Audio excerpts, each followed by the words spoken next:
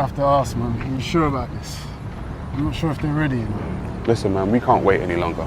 And we're not going to know if they're ready unless we challenge their minds. I hear that, bro, but times have changed, you know. People are mad sensitive nowadays. Everything you say offends them. I know. And we're going to offend them. But I don't care. In that case, I guess we got to do what we have to do.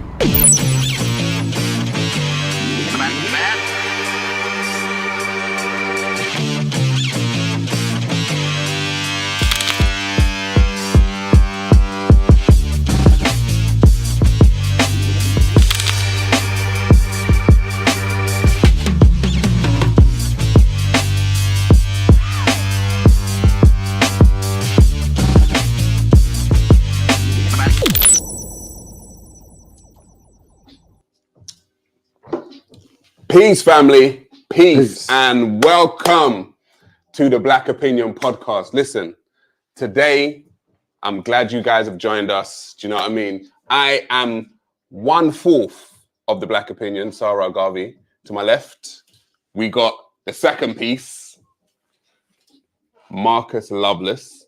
And the third piece is not with us today. Big bro, get well soon, man. Get well soon. And behind the camera is the last and final pivotal piece, yeah, in this thing, Addoink. Introduce yourself, bro. Say hi. Big up, guys. Welcome to the show. You're in for a treat. Let's do this. Yeah, we're in for a treat today, boy. Today's show, we're going to be touching on the Will and Jada thing, Marcus, yeah? I already spoke about it this week. I already spoke about it this week. I said what I want to say, but I want to get your take on the whole Will and Jada situation. Also, we're going to talk about why men are choosing to go their own way. MGTOW or MGTOW, however you pronounce it. MGTOW, MGTOW, we're going to talk about that. But before we get started, folks, before we actually get started, you guys need to start liking, sharing, subscribing, letting everyone know what's going on. And today's episode is not just a Black opinion, you know. It's the people's opinion, right? Sure. It's the people's opinion, right? Sure. The people, you guys, ladies and gentlemen, after we finish, yeah, you guys can hit the link. The StreamYard link is now in the live chat, right? It's in the live chat right now. You can hit that. You can talk. Don't worry. There's 10 people that can sit in the back room. You can still watch. Yeah, Addoink will just have you there, just waiting for your turn. We want to hear your opinions on the Will and Jada situation. Also, and we also want to hear your opinion on why you think men are going their own way. Now, you don't have to agree with us. Yeah, me and Marcus are going to have our own disagreements anyway, probably, right? But that is a good thing. It's a good thing. We want to hear all types of opinions. We are a freedom of speech podcast. Yeah, Agreed. we allow. Agreed. Right. We allow people, yeah, to say what they want. Yeah. It doesn't matter if you agree or disagree, but I tell you what we do. We vet the people. Okay. So not everyone is just gonna come on here and troll. We don't know trolls, guys. All right, because we know the internet is full of you trolls. Just waiting to get on and say some dumb stuff. Yeah, just waiting to get on and say some dumb stuff. Listen, Addoink has got, if Addoink sees you in the back, gone. You're gone. Yeah, you're finished. Yeah, he's looking at you. If you're not willing to be on camera, you're not coming on. And it's really that simple. Anyway, Marcus Loveless, how's your week been, man? How's your week been, bro? Before we get in. It was going well. It was going well until until my people decided to step out again. And your people? What do you mean your people, man? My people, man. We just, I don't know what it is. Like, we can't concentrate on working together. We've got to concentrate on slapping each other. Hey, you know what I'm saying? Like, it's just too much attention on everyday gossip, drama, rear tear. You know what I mean? Will Smith, all the things he's accomplished in his career. This is going to be his milestone, isn't it? Bro, you know what? Yeah. When I saw it, I was just like, really? In front of how many millions and millions of people? Like, really, Will? I don't know, man. Like, as a matter of fact, Addoink, let's get this started. Let's see. Everyone's already seen it. You guys have already seen it. But let's replay the Will Smith slap that was heard around the world. Play that. I love you. G.I. Jane 2, can't wait to see it. All right?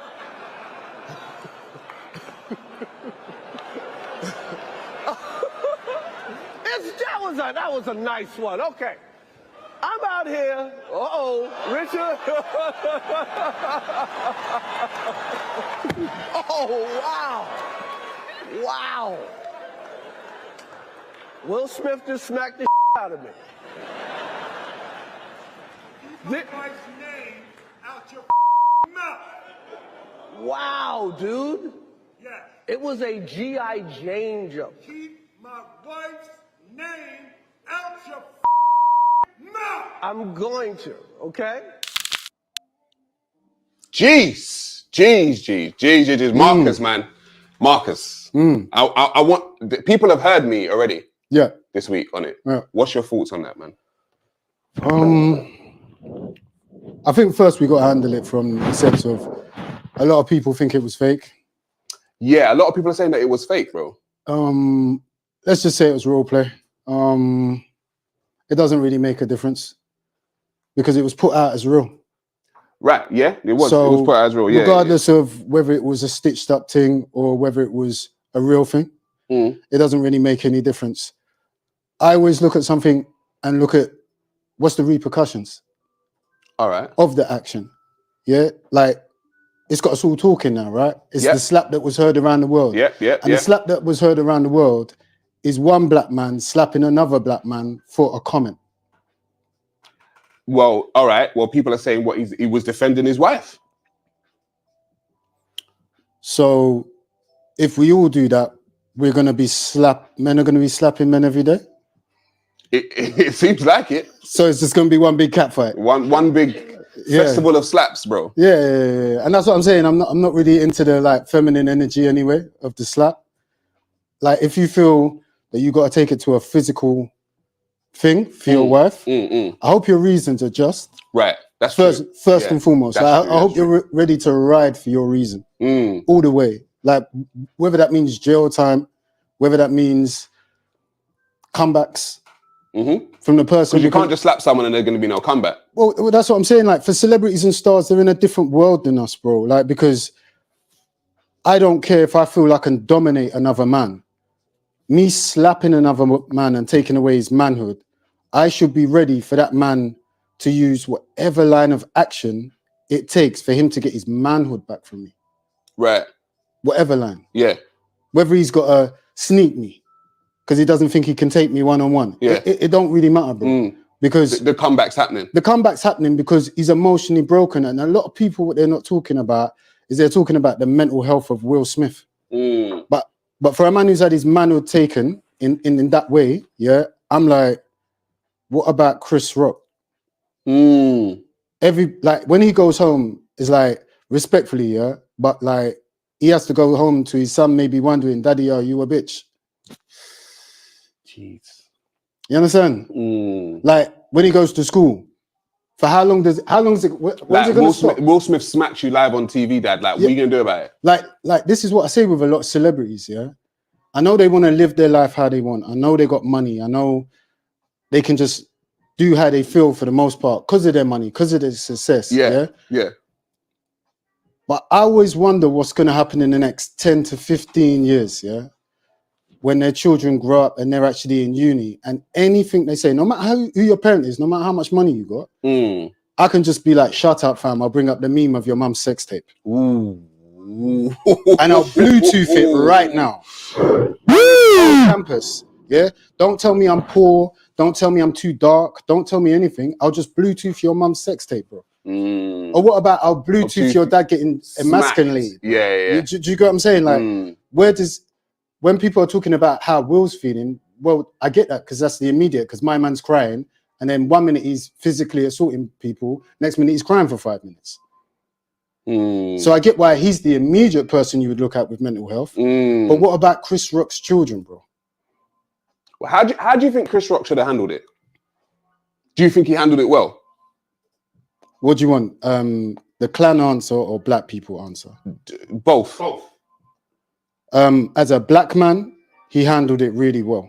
because I don't need the whole Chinese nation, the whole European nation, whatever other nations that are around the world that look upon black people as one group whenever one black person does something. Yeah. So from a black sense, yeah, he did the right thing, bro. Right, Like, don't turn it into a Royal Rumble. From a clan perspective, I wouldn't suggest you slap one of my clan members in the face. Yeah. I wouldn't suggest you do that. Like, I would just take it as whatever happens after that is whatever happens. But that's from me looking after my own. Yeah. But if I say for other groups of people, I don't know your clan, I don't know your people, I don't know how you move, I'm prepared to never go to the Oscars again. Yeah. I'm prepared to get kicked out. I'm prepared to say, right, we're getting arrested tonight. Yeah. Because none of us ain't getting slapped in the face like that. Straight. But again, when I say with these celebrities, they live in a different world than us. Like their day-to-day lives are different. So again, for black people, I think he done the right thing. For somebody that lives on a different kind of principle, or like a different type of Bantu logic, I say it was a weak. So do you think, that Will Smith has been... All right, what was Will Smith's motivation? Do you think it was just, I'm defending my wife? Or do you think there's more to it than that? Bro, like that could take a whole show in its sense, in itself. Like we're talking about, show, bro. We're talking about Will Smith here. You get what I mean? Like you've been the butt of people's jokes. You've been a meme for a hot minute. You know what I mean? Like your wife took you on TV and she aired you out. And as I said, like on a clan perspective thing, I don't really like to talk about Will Smith and Jada. I like to talk about all black men that are in that position, or all black women that are in that position. Yeah, where somebody's just dominating you, bro. Yeah, and you feel Who's like dominating who? What, in this particular situation? Yeah, in this particular situation. It can't be Will, can it? So Jada's dominating him. Yeah, well, I guess on the record, yeah. Clearly, I mean, there's nothing else to look at. Yeah. Like if you was Will Smith's solicitor, wouldn't it be easy to make the case? 100%. All you need to show is the red table talk, right? Yeah, 100%. And then just watch him sitting there, red-eyed teary, and watch Jada sitting there, kind of like, well. As a matter of fact, Addoink, play the red table talk. Let's see what Will said and what Jada said. Time launched into an interaction with August. What do you feel like you were looking for? I just wanted to feel good. It had been so long since I felt good. I feel like that husband, like I'm with you at the press conference. I'm that husband, now I gotta be with you at the press conference while you like tell the world about your transgressions. Well, like I love my baby. I'm gonna stand by my baby no matter what. Well, you know, I definitely understand why it would look that way or feel that way, but I actually don't look at it as a transgression at all. Bro, sorry, I shouldn't laugh. She said she doesn't look at it like a transgression at all. All the bars you needed is what she said at the start. Forget all the rest. She goes, how I feel. Yeah. Not how it would make you feel. I just wanted to feel good. She killed it from the start, bro. Bars. That's it. Like in any other setting, yeah, everybody would totally understand what just happened there. Like if I step in the room and I say, I just shoot you like with the big water gun, spray everyone in the room. And there's some people are getting ready to go to work. Some people are in a dress about to get married. And I just spray up everyone with the water gun. And your bars were? And everyone's angry. Yeah. And I go, I was just having a bit of fun. Yeah. You know what I mean? I just wanted to feel a bit happy and feel good, you know? Yeah. You lot can't take a joke. Yeah. And then she doubled down at the end when he tried to sympathize with her feelings and said, in fact, allow that about the way you've even broke it down. It ain't even that. So she doubled down. Like, I'm not for Jada or against Will or either of them. I told you, they're not my clan, they're not my people. But in our group, like, I can't imagine, I'll just be real, I can't imagine, even if it's male, female, male or like, I can't imagine no one getting spoken to like that. And Just if they did, one of our clan will pull the other one aside and say, bro, this ain't it. It ain't it, bro. This ain't it, man. I'm just talking. I don't know who Will Smith's got around him. Yeah, if I saw a Doink do that, if I saw you do that, if I saw Big Bro do that, someone's getting pulled aside and saying, I'm just pulling aside and saying, bro, like, this ain't it. It can't be, but again, because I'll keep on repeating, yeah, our world is not their world, right? So I can't really tell you what their motive is for doing these type of things. Yeah, but what I can tell you is the repercussions and the results. Yeah. The results were enough black women, enough black men arguing on the line about entanglement. Right. And you know what, yeah? Do you know what? I made a point. I said, you see this modern day feminist, yeah? You know what they say? Behind every good black man is a what? Strong black woman. Strong black woman. Right? Behind every... So I said, all right, cool. Let's flip it. Will Smith actions were that, in my personal point of view, of an emasculated man. Yeah. So behind every emasculated man is what? Strong black woman. Yeah. But how mathematically, however, how else can it go any other way? Right. But they won't want to hold that one though. No, of course not, because a lot of people want to live in a fairy tale world where they go, yeah, strong black woman equals strong black man. Right. Yeah. But too strong a black woman, or too, in my personal point of view, too strong a black woman, too masculine a black woman emasculates. It's not even black. It's just women in general. Yeah. Whether you believe in the stories or not of the biblical stories of Adam and Eve or Samson and Delilah, or just what, there have been certain women throughout history that can take a man's strength. Yeah, take a man's strength. Yeah, there's a lot of mythical stories, a lot of historical stories. The succubus. Yeah, succubus, mythical. Mythical story. Do you get what I'm saying? Yeah, but Romeo and Juliet, we could argue, is another story, right?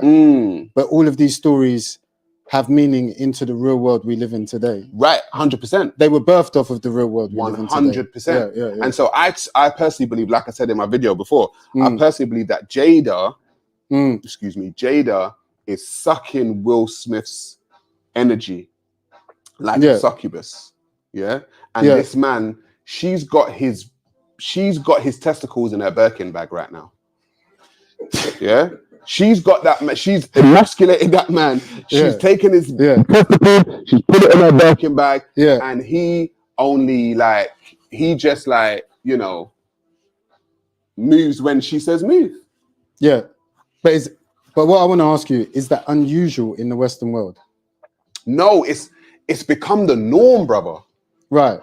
It's actually become the norm for men to be emasculated like this, and them to feel like this is normal. I know that I've been there myself. Yeah, I've been there myself, bro. Yeah, same. When you want to do the best. Sorry. What's Tupac's tune? Tupac's tune. What? Which one? Like, we've all been in Tupac's song, haven't we? Which one? Most men have been a sucker for love, right? Sucker for love. What you won't do. Right, but the next stage after being a sucker for love is now being emasculated. Yeah. And this is where I'd say a lot of men think that they've given women progression. By doing what? Giving them power. When in my life, the way I grew up, are you now saying that women aren't supposed to have power? No, I'm saying women have power by default. You've got nothing to give them. So stop trying to impress them with giving them things. Women have power anyway. What kind of power are you talking about? My mum gave birth to me, innit? Right? Takes a certain amount of strength, doesn't it? Then she raised you, right? Right, 100%. But she also raised me with the help of my father, like, lucky for me, whatever, right? But what I'm trying to say is, I didn't need the notions and the memes of strong black woman or strong anything woman. By default, I looked at my mum like that. And you saw her as strong. Yeah, but I saw her. I just look at her and just go, my mum puts in work. But it's totally different energy than to where I look at my dad. The way I look at my dad is like, my mum's lucky she got my dad, boy. Right. You get what I'm saying? So no matter what I see in my mum via default, it's like, would she even be able to do those things without my dad? Like, would she only be half of that without my dad? Do you get what I'm saying? Like, the bottom line is what I'm trying to say is... Or don't you think it's just a symbiotic relationship that... See, for me, I feel like men and women have forgotten their symbiotic relationship in these days and times. Yeah, but... I think the vying for power is what is destroying the relationships between both men and women. There's too much vying for power. But that's the psychological argument I'm trying to bring to you, where some people want you to call their mum or their wife or their sister strong. Right? Because of my upbringing, I don't really have any understanding of calling women strong. They are what they are. Like, they've already been putting in work. Like, when we look at, I don't know, if you're European, do you need all this feminism now, or can you look at Viking women in history to know that women are strong? To know that European women have been strong. Look, European women have been strong. World War I, World War II. You don't need feminism to know that European women have been strong. Queen Nzinga. Queen Ida. All of these African queens that I know of, which my mum Queen Tai. Which my mum has happily supported me in learning about. Ya Santiwa. I don't need this new modern era to tell me women are strong and they can do it, because it's almost an oxymoron. By telling me somebody is strong and telling me I must be more lenient on them so that they can be strong. Or stronger. It's an oxymoron, fam. So I've got to be easier on you for you to be stronger. So are you strong? It doesn't make sense. You get what I'm saying? The women of old didn't ask anybody to give them what they had. They went for it. When they realized that maybe there was certain oppression upon women, they went for it, bro. Like Viking women, when they wanted to protect their village, or any African queen, when it was their time to protect their village, they went for it. They didn't, oh, please give me a chance. You should give me a chance. In fact, it's unfair that you're not giving me a chance. They just showed you they got skills with a spear. 100%. 100%. Do you get what I'm saying? So from my perspective, I don't need no message, no meme, no nothing to show me that. I don't need a movie. To show me that black women are strong. That's default, bro. Do you know what switching though? One of the things that when it comes to Will Smith and Jada, right? One of the things that I saw that as a father, that touched me. It really, really touched me. Was the fact that Willow actually wanted Tupac to make her mother happy. Now, Addoink, my brother, please pull up the letter that Willow Smith actually wrote to Tupac. See, we're gonna read this out. We are gonna read this out. Damn, hang on, let me find it on my thing now. Because as a father myself, I can't get around the fact that my child is writing a letter, to another person who's actually dead in the ground, about my mum. I don't get it. I'm not gonna lie, I don't get it. Hang on. Let's find this now. Have you got it on screen, yeah? Hey, there you go. Let's read it out.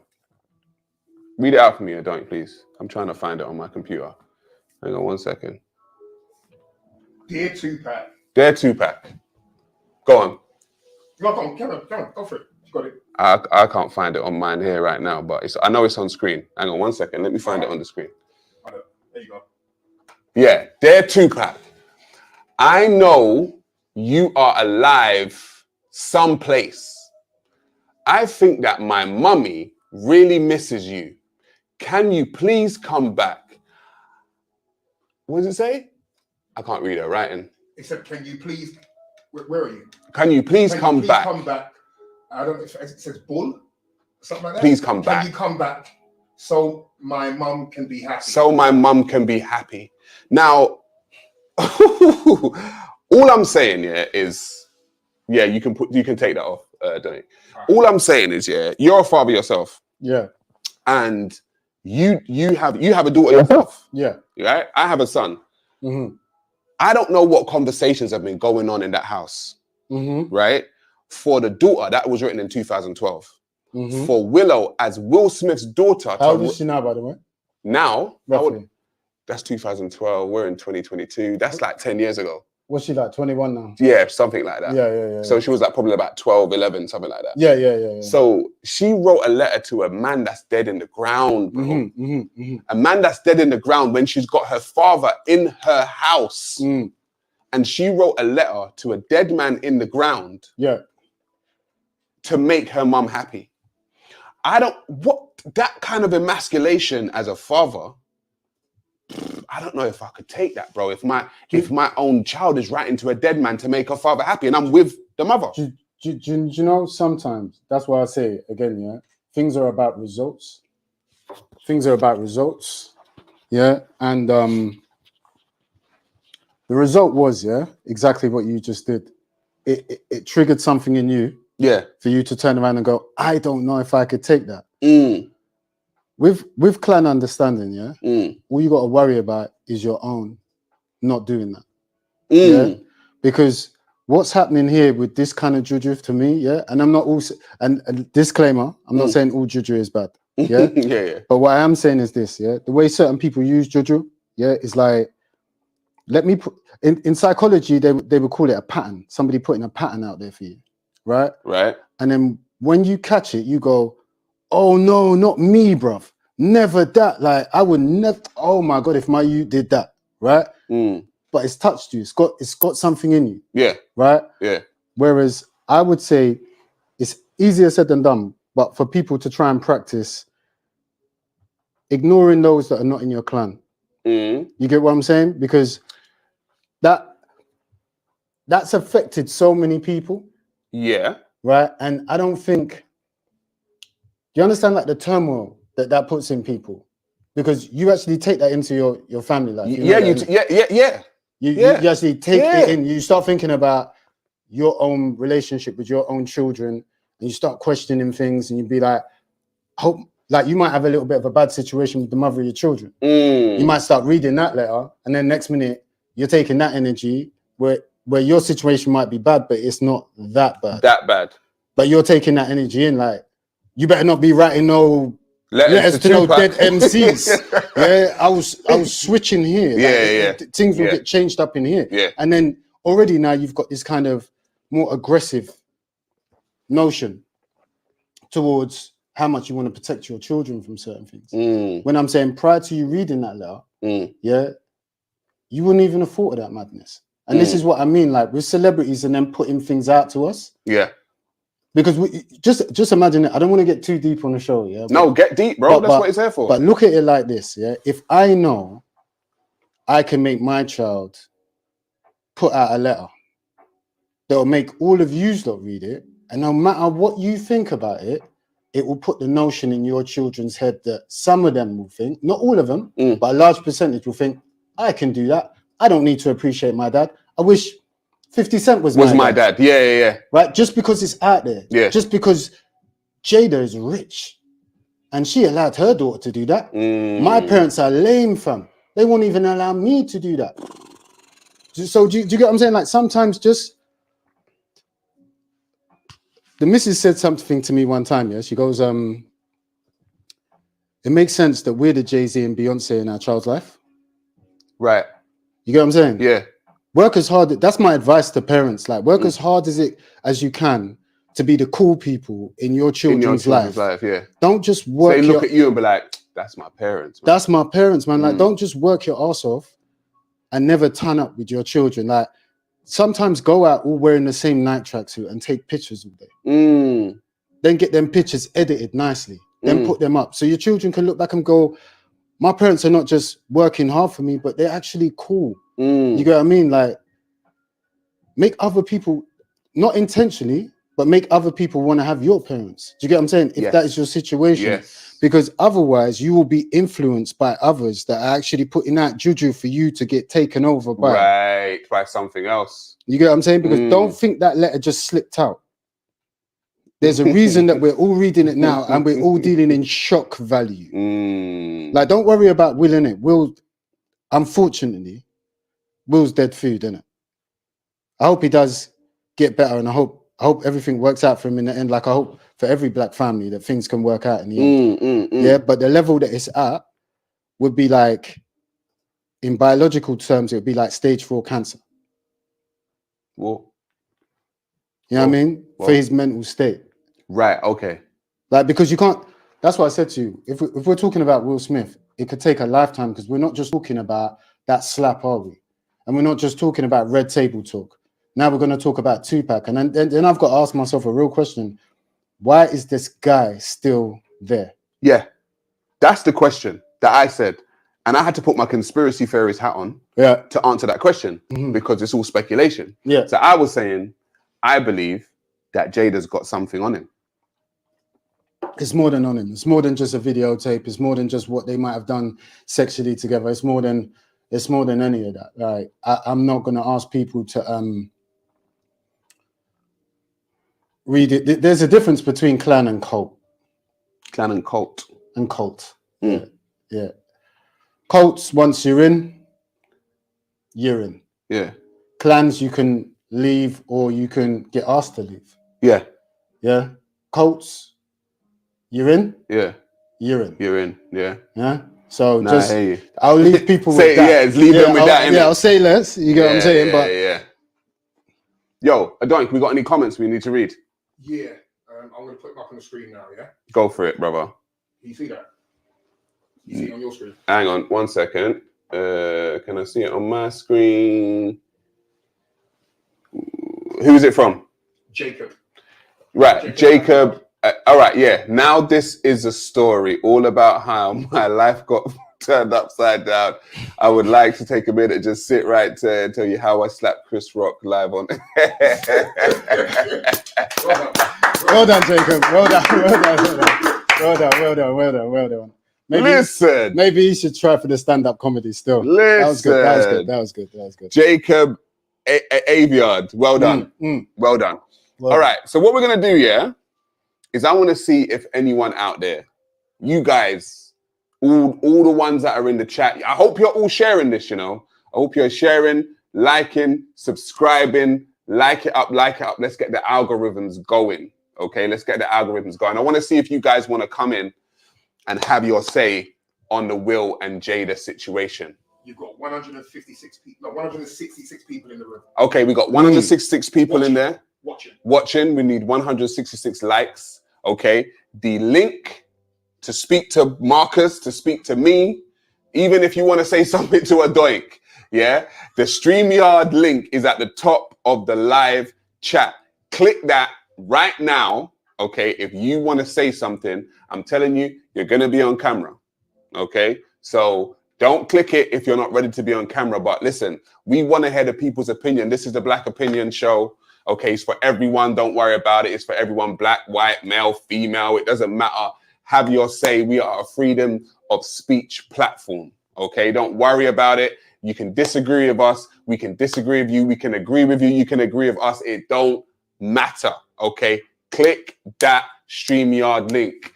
Addoink, read out another comment for me, brother.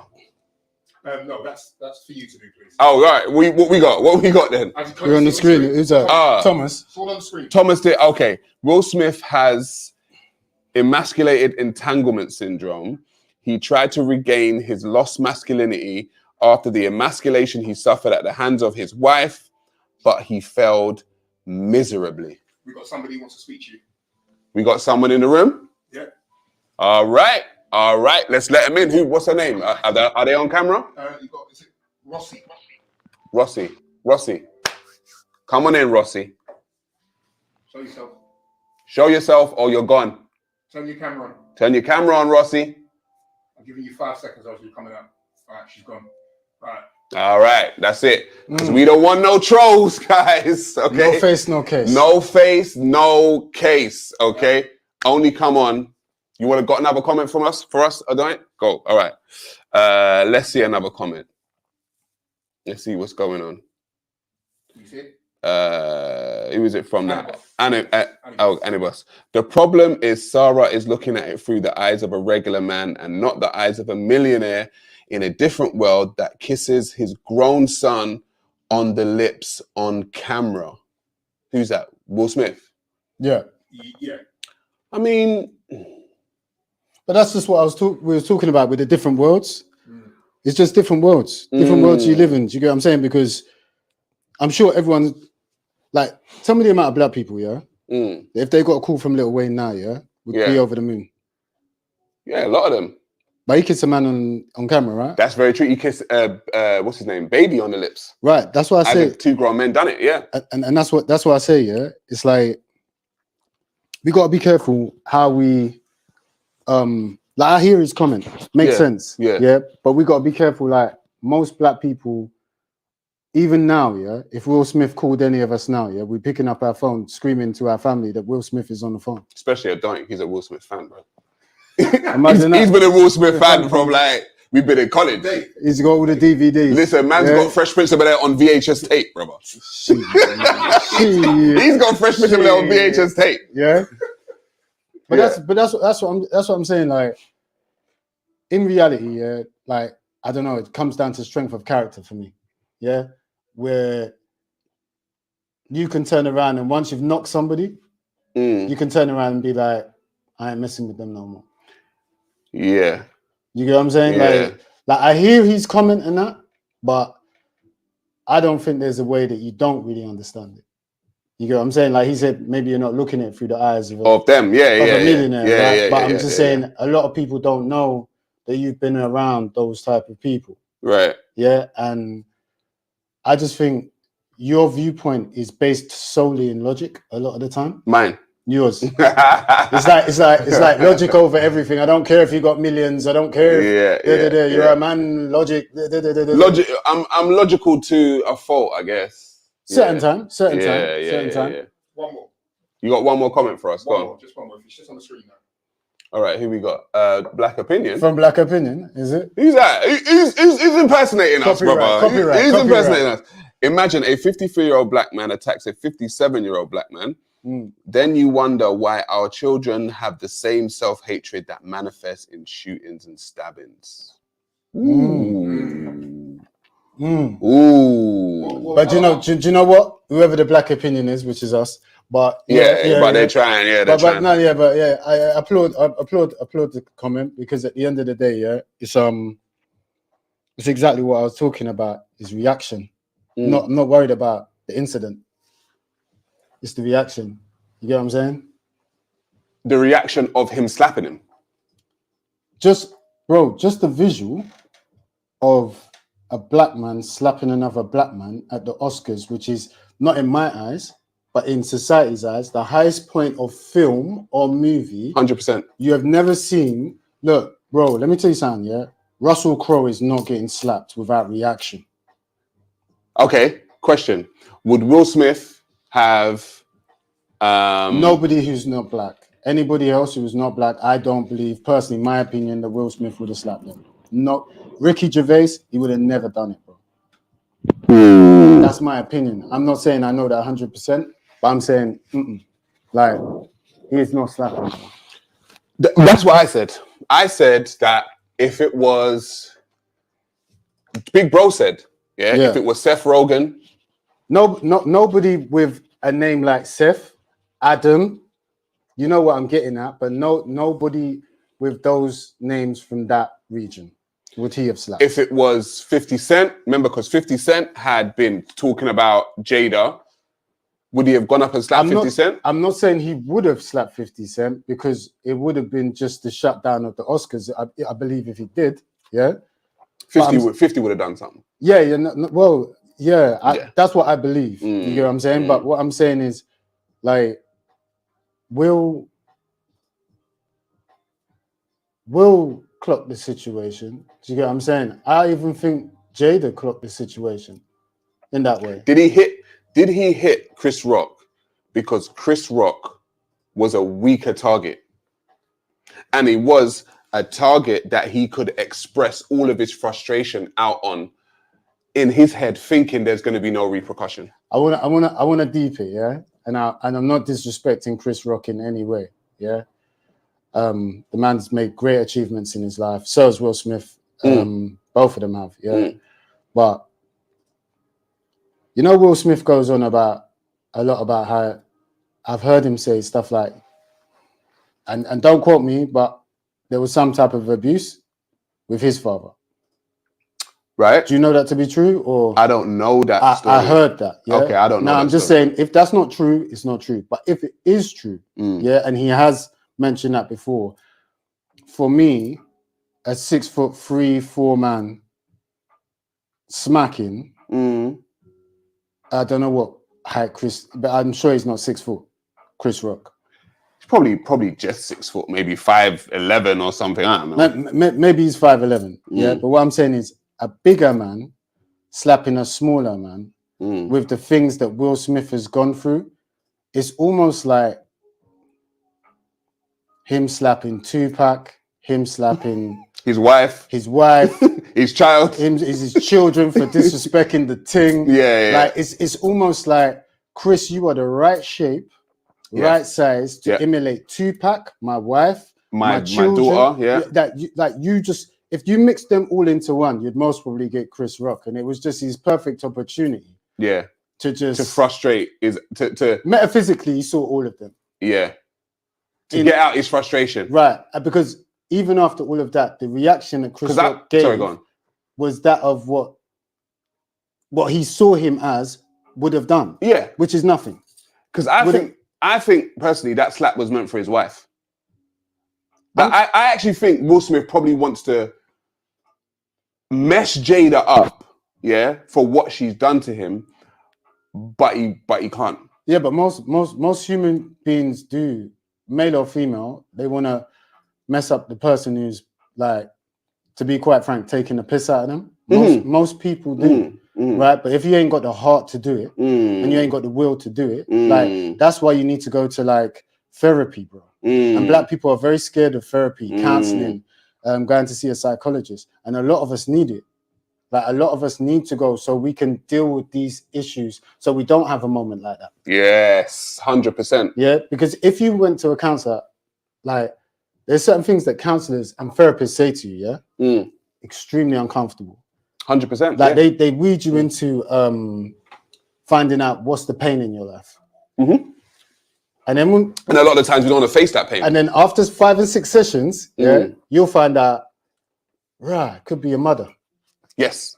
Could be your wife. You know what I mean? It could be your children, the way they're treating you. You get what I'm saying? But it takes time for the therapist to get you there, for you to feel comfortable with admitting that to yourself. Yeah.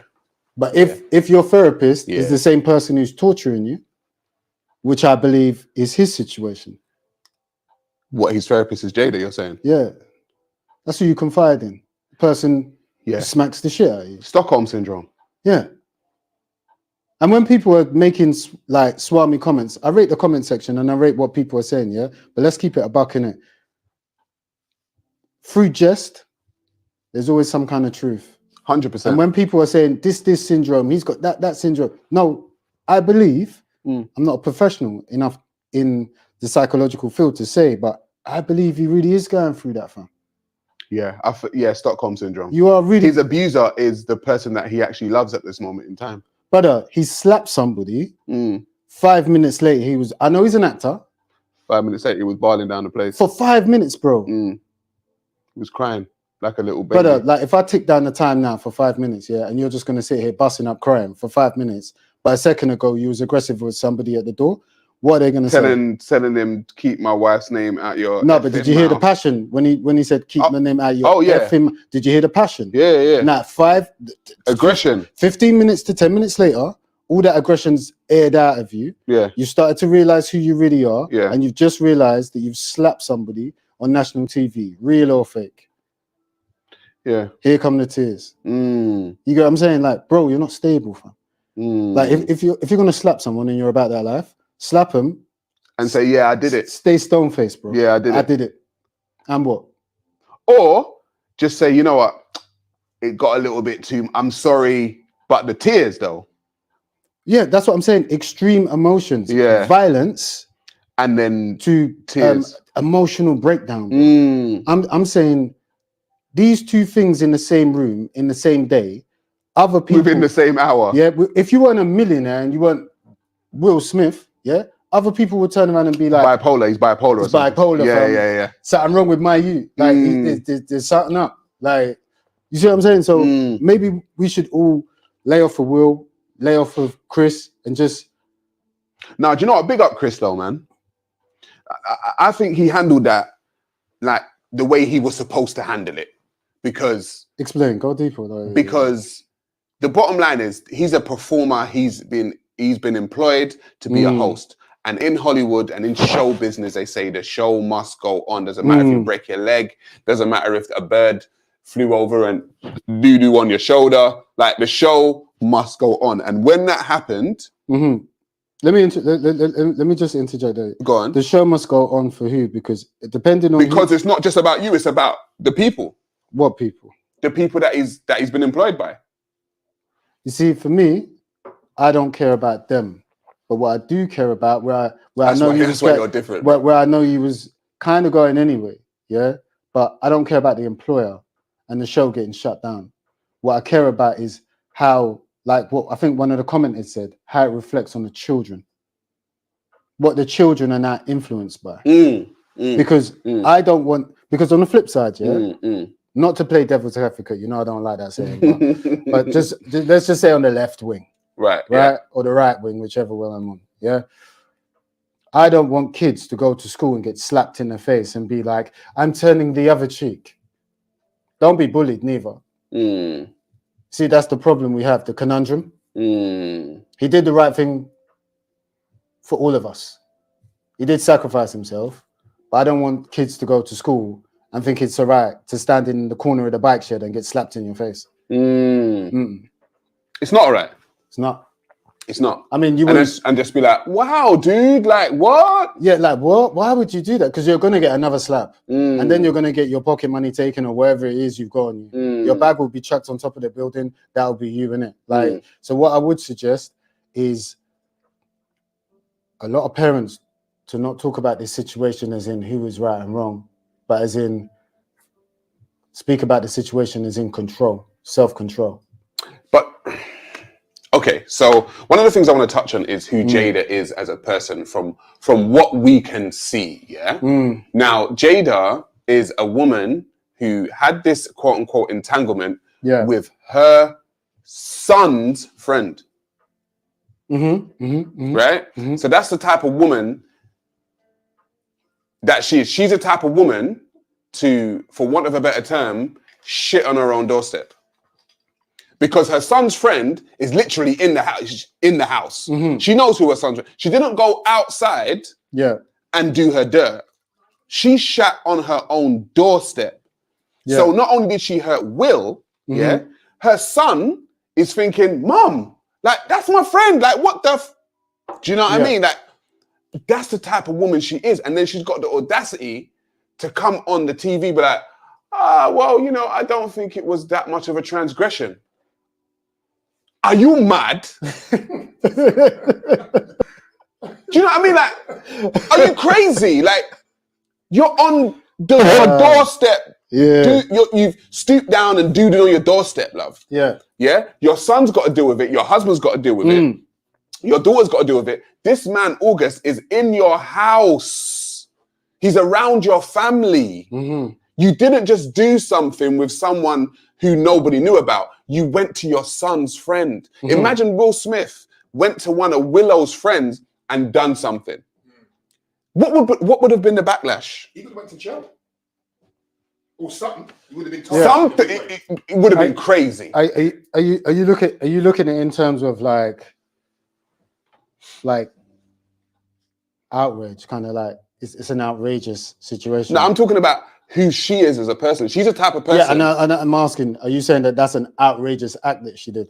Of course it's outrageous. Right. So can you imagine, like, for a second, let's take the gossip that comes with it, what we think about Jada and all of that. Let's just move that aside for a second. And let's just say, before Jada even did it, she knew she had the power to do it. Right. And she weren't going to be cancelled. Yeah. She was still going to go to the Academy Awards. Yeah. She was still going to get sympathy for having so-called alopecia. Yeah. Let's just say, even after she did all of that, she knew that none of us have got the power to cancel her, and you will all still feel sympathetic for her at one given point in time. In fact, some of you will relate with her and go, well, maybe Will weren't laying it down in the bed. Maybe like, you'll overlook the whole kind of pedo argument and just be like a moral argument and just be like siding with her, because maybe some of you do effed up things. Do you get what I'm saying? Like, some people are doing mad effed up things out here, bro. So when they see Jada doing that, it's kind of a release for them to say, oh, but she done it too. Yeah, so, and she's rich and she's famous. So whatever I've done that's effed, like, I'm siding with her because she does effed things. Yeah. And I think sometimes we're not looking at this in terms, we're like, everyone gets outraged, but you're not looking at it in terms of power. And power is the results. She did all of this and she got away with all of it. Up to this point, Will is the problem. Yeah, Will's looking at the crazy one right now. Right? Jada's sitting back there. I don't know if it's totally accurate to say, but when I watched what I saw of the Oscars, while Will was doing all the crying, I didn't really see many tears from Jada. Oh no. And that's what that's what I'm trying to say. Like, sometimes we've got to look at life and go, that person's got power. Oh, she's definitely got power. Like, you can't even counsel her in the wrong. Nah. Like you said, if Will did it, right? Will wouldn't be at the Oscars, nor would he get the role to do the Serena Williams, because he'd be cancelled. The Me Too movement would have ate him for food, bro. They would have took him apart. But I'm saying, before Jada did whatever she did with the entanglement situation, what I'm saying is, she already knew she had the power to do that, and therefore move forward. There are some people in life that know they can get away with things, bro. Yeah, she knows. Otherwise, why would you, bro? Yeah, she knows. Do you get what I'm saying? She knows. Yeah, like, are you telling me even on the lower levels, she knows, they're not women that know that they can just go to the police? She knows. Go to the courts. Yo, first of all, sorry to cut you. Can I just big up all of the people that are donating to the super chat? Okay, I see you. Okay, I appreciate it. The reason why we can give you this level of production, okay, is because of things like that, because of the super chat. You know, myself and Addoink have been working hard behind the scenes, getting mics, getting lights, getting cameras, getting all kinds of wires to get this thing done. And, you know, the people that donate, you know, you actually help keep the lights on. Even just running the lights in here is a whole electricity bill that you guys have no idea about, right? but so can I just thank you all for donating? Much respect to all of you. As a matter of fact, don't read out one of the super chat comments, please. Let's see what one of the super chat comments are. I'm gonna put it on the screen. Yeah, please. Yeah. Let's have. Okay. This is Corey. Coriel? Is that name? Can you say it on the screen? It should come up in a bit. Corrine Elba. I think Will acted on impulse. He laughed at first as a cover-up. The moment he stood up, there was no going back. All eyes were on him, and he had to do something to prove something. Got another one coming up after that. Corinne. Yeah. I agree with her. It was an impulse, but that just goes to show, like, what control somebody has over you. Can't you see it? I believe Will Smith is slowly having a mental breakdown in the eyes of everyone. Slapping was just a side issue in regards to this. Just one more after this. Fish and chips. What a name. Yeah, very unique name.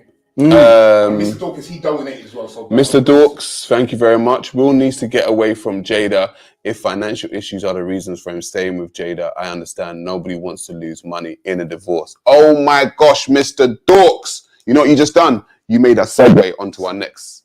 You just made a segue. Sorry, we did miss, was it Miss London Yoruba as well? So just... Miss London Yoruba said, Jada appeared AWOL, MIA.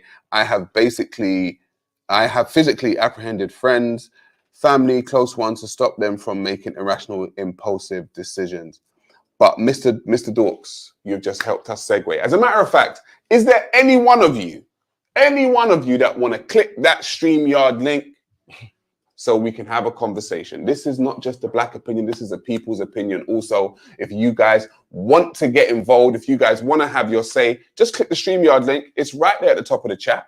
You know, you can click it, have a say, talk to Marcus, talk to me, talk to Addoink if you want, yeah? But we will have a conversation. I want to hear what the people think. You guys can sit here and listen to us, and that's cool because that's what we're here for. But I want to know what you guys think. We can dissect this thing as a family.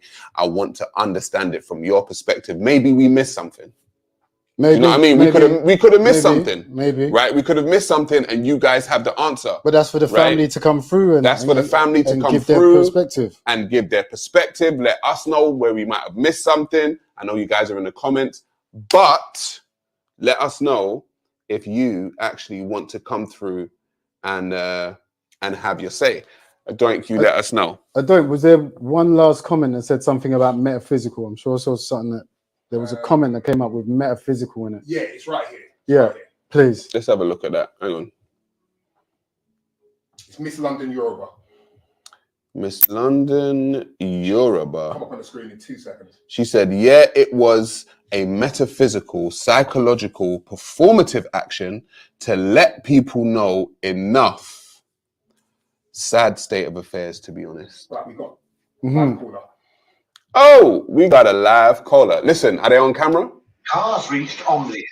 The German transfer. I'm going to give you 5 seconds to turn your camera on. You got 5 seconds to turn your camera on. It proceeded to its final destination. Nope, you gone. And I'm banning you from the studio. This is a no troll zone. Right, I've got Fonz coming in. Yo! Francis after that. Yo, Sarah. Yo, what's going on, brother? How you doing? Well, go on. It was me that put that comment about, Will kissing his son on the lips or whatever. Oh, all right. What's your take on this thing, brother? All right, because the reason why I said that, because Will and Jada, Will said it himself, him and Jada are in an unconventional relationship.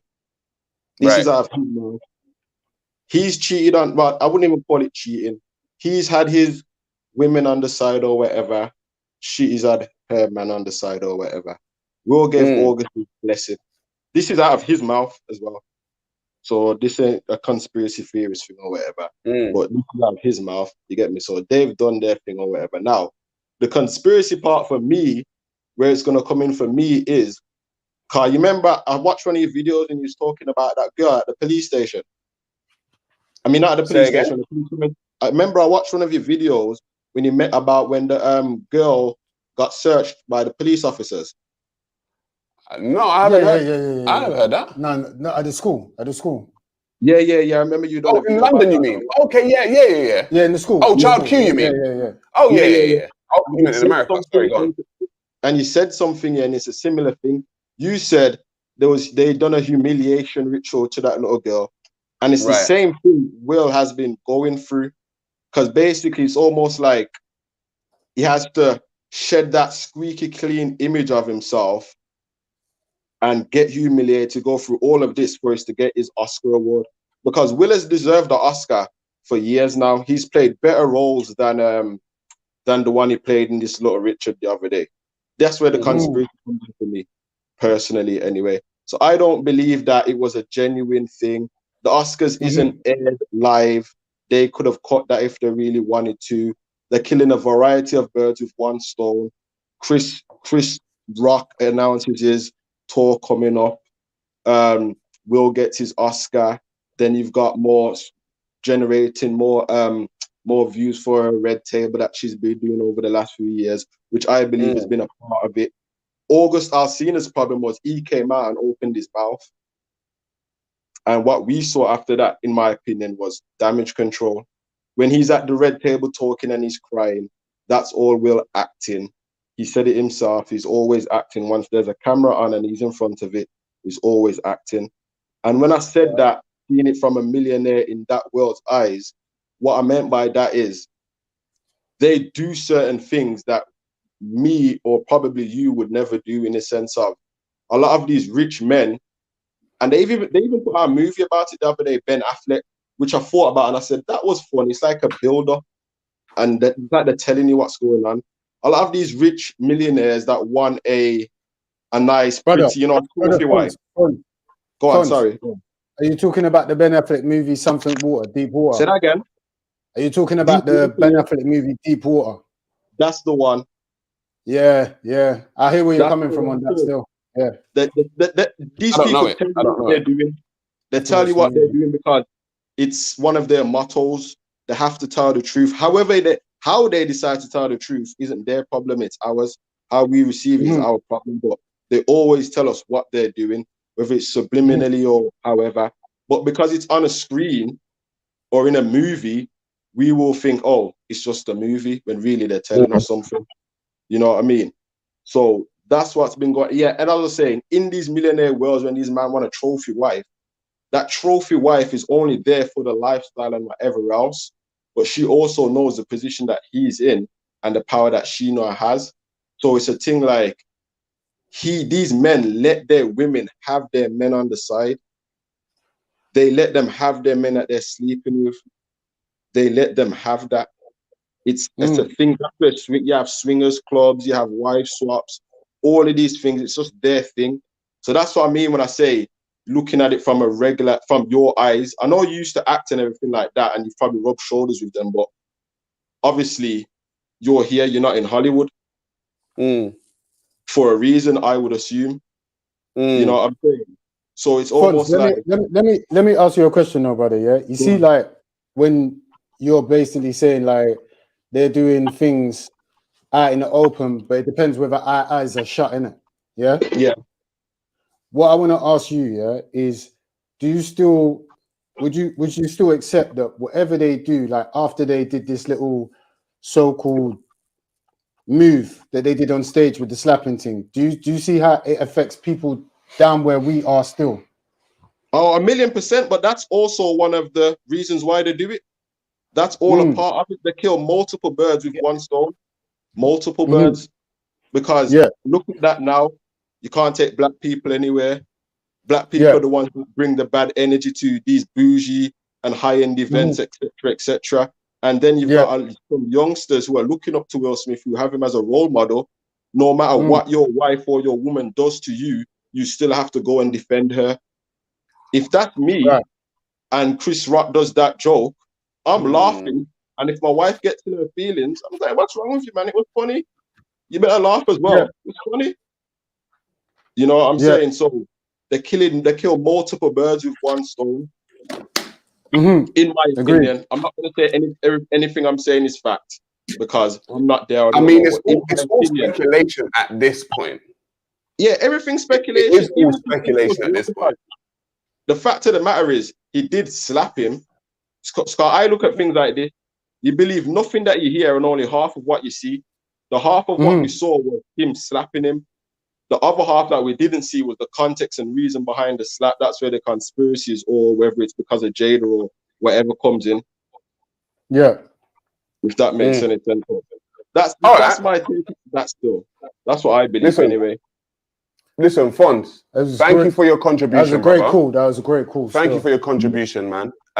Keep watching because we are going to go into why men are choosing to go their own way. So just keep choosing to go their own way because they're on some idiot thing. I ain't going nowhere. Come back with it. Come back with it. We're gonna go there. Big up Fons. All right then, bro. Salute, bro. We got Francis. Francis, put your camera on. I'm gonna kick you out. Yeah. Okay. All right. Good evening. How you doing, Francis? Nice to meet you guys. I'm absolutely embarrassed to stay here talking about this topic, but I feel like it's very important for me, that I've always been a huge Will Smith fan, to talk about this topic, because I feel pretty touched by what happened. First of all, my English is not perfect, so I apologize in advance for any mistake I might do during the conversation. Don't worry about it, man. Well, I think that talking about what happened behind the camera between Smith and Jaden will be, as you said before, a speculation. So I don't want to talk about this, but I want to talk more about what happened in that precise moment. I feel that approving such an act by Will would be considered to be a pretty bad action by any means, really, because I feel like violence is not an answer to anything, really. Right. And even though I might consider it to be an offense, I still see that to be a form of disrespect towards Chris as its job, because as a comedian, right.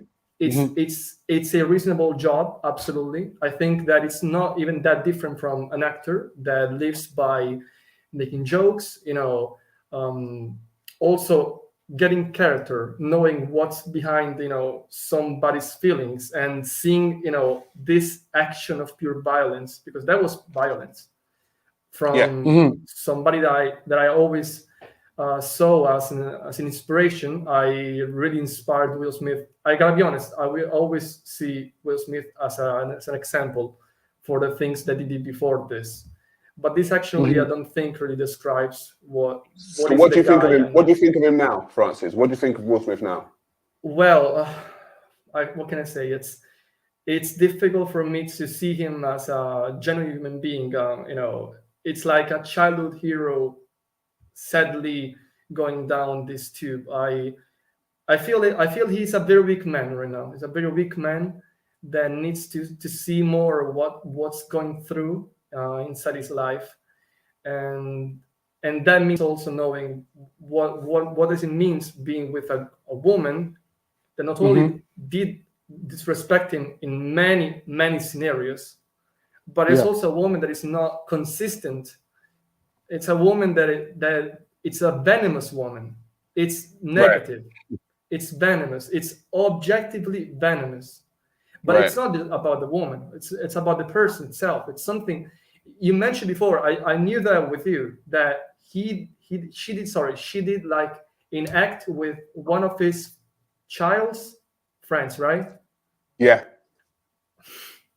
What the fuck? It's absurd. It's absurd. I mean, it's absurd. How can you do that? How can you do that? It's insane. Oh my god. And yeah, I'm sorry if I may have sound pretty. No, it's fine. No, I get it. No. Listen, I get you. I get you. It's insane. Listen, Francis, thank you. There's a couple of people that want to actually get in as well. Yeah, for sure. But thank you. Just keep watching. Like, share, and subscribe, and stay tuned. I will. All right. Thank you very much, Francis. Thank you, Francis. Thank you too, guys. All right, Addoink, who we got next, brother? I think I'm pronouncing it right. Is it Imran? SC. Please, I'm sorry if I pronounced it wrong. Yeah, that's okay. Yeah, I think I know Sarah. Camera on, please, my brother. Oh, my room is a bit messy. Is that okay? Do I need to turn that's fine. That's fine. No one's gonna judge you, bro. We just want to know we're talking. All right, cool. Give you a sec. Lovely. Welcome. Yeah, I'm cool. What I was saying is about this MGTOW thing. Yeah, it's like I think maybe with the kind of community stuff we got going on here, it might be a good idea to move away from this nuclear family thing.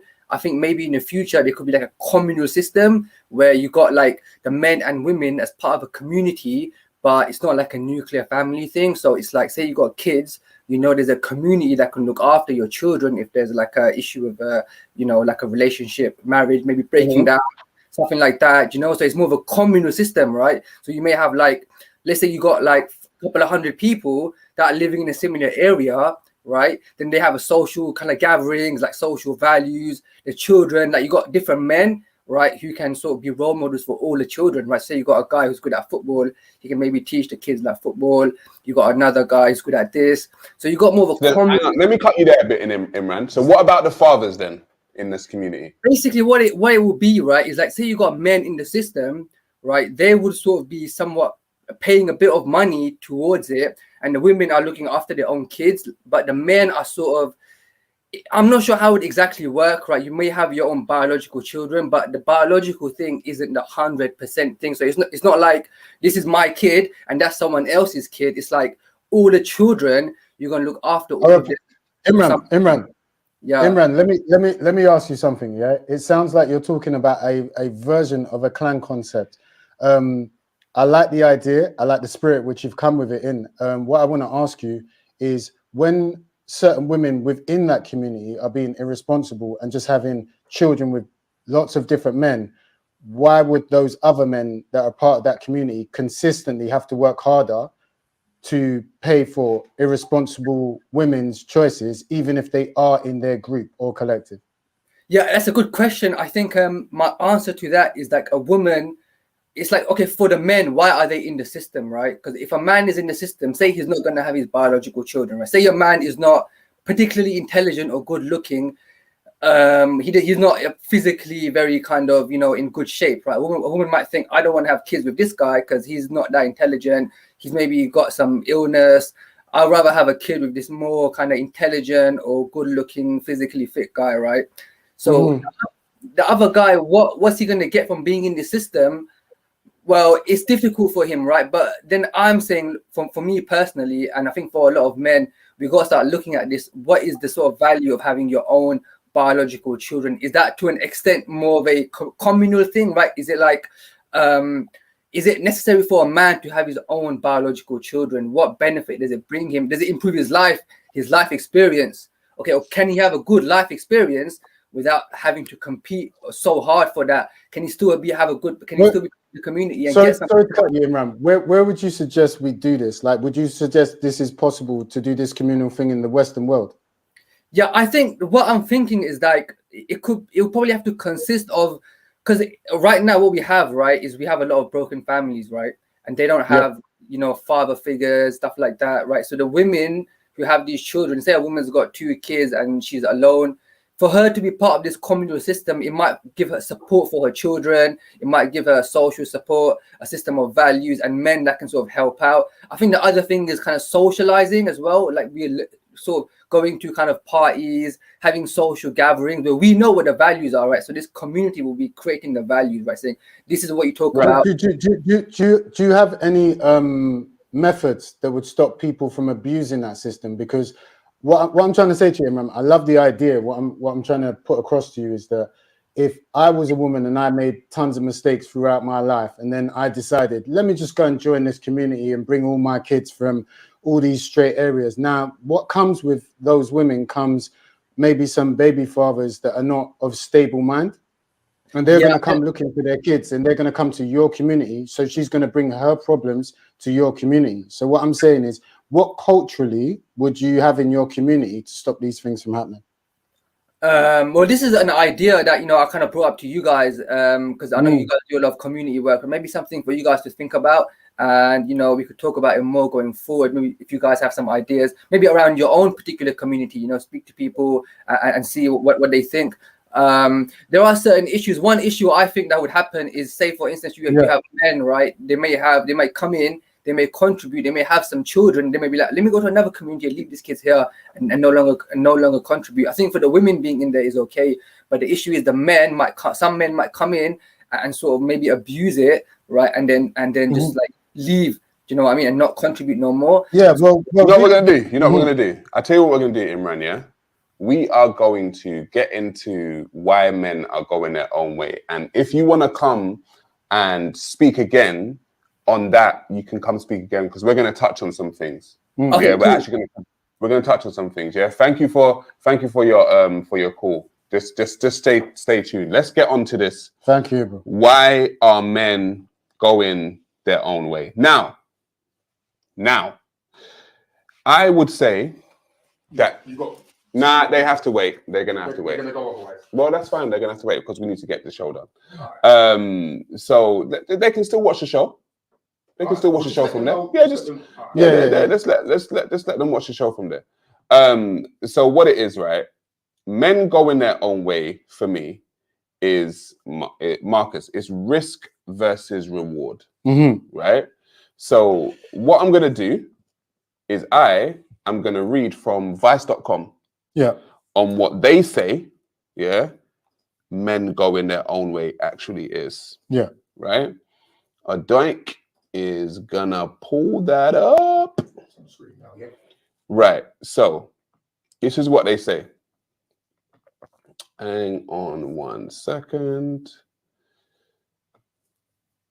There we go. So all over the world, straight men are making a conscious decision not to be involved with women. Now, Marcus, I want to get your take on this now, right? This isn't a decision in any sort of metaphorical sense. These men are literally cutting women out of their lives completely. This is not a spiritual choice, like becoming ordained as a Catholic priest, nor is it a social economic problem like Japan's herbivore men. It is more of an ideological celibacy, one that crosses both national borders and religious divides. Excuse me. And the basic reason is the slow crawl toward gender equality. Addoink. Next slide. Let's finish this. They are called men going their own way, and they have a serious problem with feminism. To them, the feminist movement is all but ruined our society, and it just doesn't make sense to participate in the dating game because women have been, in their eyes, programmed to ruin a man's life. Around every corner, they seem to see one-dimensional women who are just out to take their well-earned money and stick them with kids who aren't theirs. Marcus, Mr. Loveless. Sorry, my king. Why are men going their own way? To be real with you, my bro, within every movement, there's infiltrators. Right, okay. Break that down, man. Can we just go back to the first line? Of the first slide, yeah, the first line. The first slide. Yeah, please. What, all over the world straight men are... Straight men... Please continue. ...are making the conscious decision not to be involved with women. Okay, can we stop there? I don't. Take that off. Go on. I'm not a part. You're not a part of it? I wouldn't be a part of it. And any statement that goes, men are making some choice to not be involved with women. Why? Like you said, because the feminist movement has, right, is what they say, the feminist movement has all but ruined our society. And it doesn't make sense to participate in a dating game because women have been, in their eyes, programmed to ruin a man's life. Women have been programmed, according to this is from Vice.com. Women have been programmed to ruin a man's life. That's the MGTOW movement. Do you ever think sometimes some men are using extremes to get away with their weaknesses? Like, of course, is every woman on the planet a feminist? So why would you say women? Well, I'm guessing they mean a particular type of woman. Then state that. Then state Western women. State Western culture as it is today. State that. Because when you make a broad statement like women, I'm thinking, well, I don't even need to think. Your statement implies all women. Yeah, because it just says women, anything with a fanny, bro, you're going, that's not for me. I'm walking away from that. Yeah, you can go to the left, bro. I'll go to the right door because your beginning statement, is like saying nature's not worth it because the women that I see and the women that I choose to be around don't want me. And the ones... is that where you're going? Are you saying that the men that are part of the men going their own way movement are basically saying women don't want me, so I'm gonna say F them because you don't want me, I don't want you. And it's not just as simple as plain as me just saying like, oh, they just don't want them. But it's almost like this is why I keep on promoting the clan thing to people. Because if you're a group of men and you say these are our standards, straight, get down or lay down. That's it. Yeah. Like there's no more talking. You're either about it or you're not about it. You're even my, like we used to have sayings in the 90s, like my ride or die. Yeah. And now like you've got to deal with Western women that are going to be like, I ain't doing this, I ain't doing that, and I ain't doing this, and I ain't doing that. But in the truth of that statement, yeah, I don't need to deal with them. I can go traveling, bro. I can go see other groups of women, bro. Right. That don't deal in that philosophy. Yeah. Yeah. And when you just say women, that's blanket whole globe. It's a blanket whole statement. And what you're promoting to men is that anything with a fanny has horns on its head. Yeah. And that's a dead food argument. You can't do that, bro. Yeah. Because now you're there has to be some kind of balance. Fam, now you're talking about my mum, bro. Yeah. Now you're talking about what was my mum deceived? Did she deceive my dad? No, but the thing is, the MGTOW movement says, it's about the feminist movement. So so they're talking about the modern day woman. Yeah. So the modern day feminist type woman. Why are you around feminists, bro? That's a very good question. Why are you around feminists? That's a very good question. Like, go to the library, fam. Go. I know it. Oh, but is that boring for you? You want to hit the clubs? Well, if you hit the clubs, that's where feminists are going to be, innit? 100. Hit the library, fam. Hit Marble Arch Park and have a picnic, bro. A lot of the girls there, they might be a bit hippie-ish for you, right? But they're calm, innit? They don't have feminist views. They look at you and they want you to be the man. Do you get what I'm saying? There are places you can go. You have to be accountable, bro. Like, you can't just keep on saying to yourself, these women, they're killing us. But let's be honest, yeah? You and I have both seen, because my video, Fuck Modern Day Women, was viral, Yeah. And in that But you were video, specific. You said I said modern day women, I was very specific. Yeah. But obviously all women took it as like some kind of slight or whatever, So because they all think they're modern, even though some of them are not. Because you know what's so funny? When you look at the statistics, most women are not feminists, They may have feminist traits to some degree, right? But I don't think most women, I think there's a certain caliber of woman, a certain type of woman who is that aggressive feminist. And what's happening in these days and times is that they are multiplying. The psychology is multiplying. So the MGTOW movement, while I can't be one of the guys that don't want to see women or engage with women. That's just not me. Do you get what I'm saying? Yeah. But do I understand, given the type of woman that they're talking about, why they want to remove themselves from that type of woman? Yes. If we read on, Addoink, slide 3, right? If we read on, it says there's levels to this MGTOW thing. I didn't know there was levels, but there's levels. There's levels, yeah. So level 0, is situational awareness.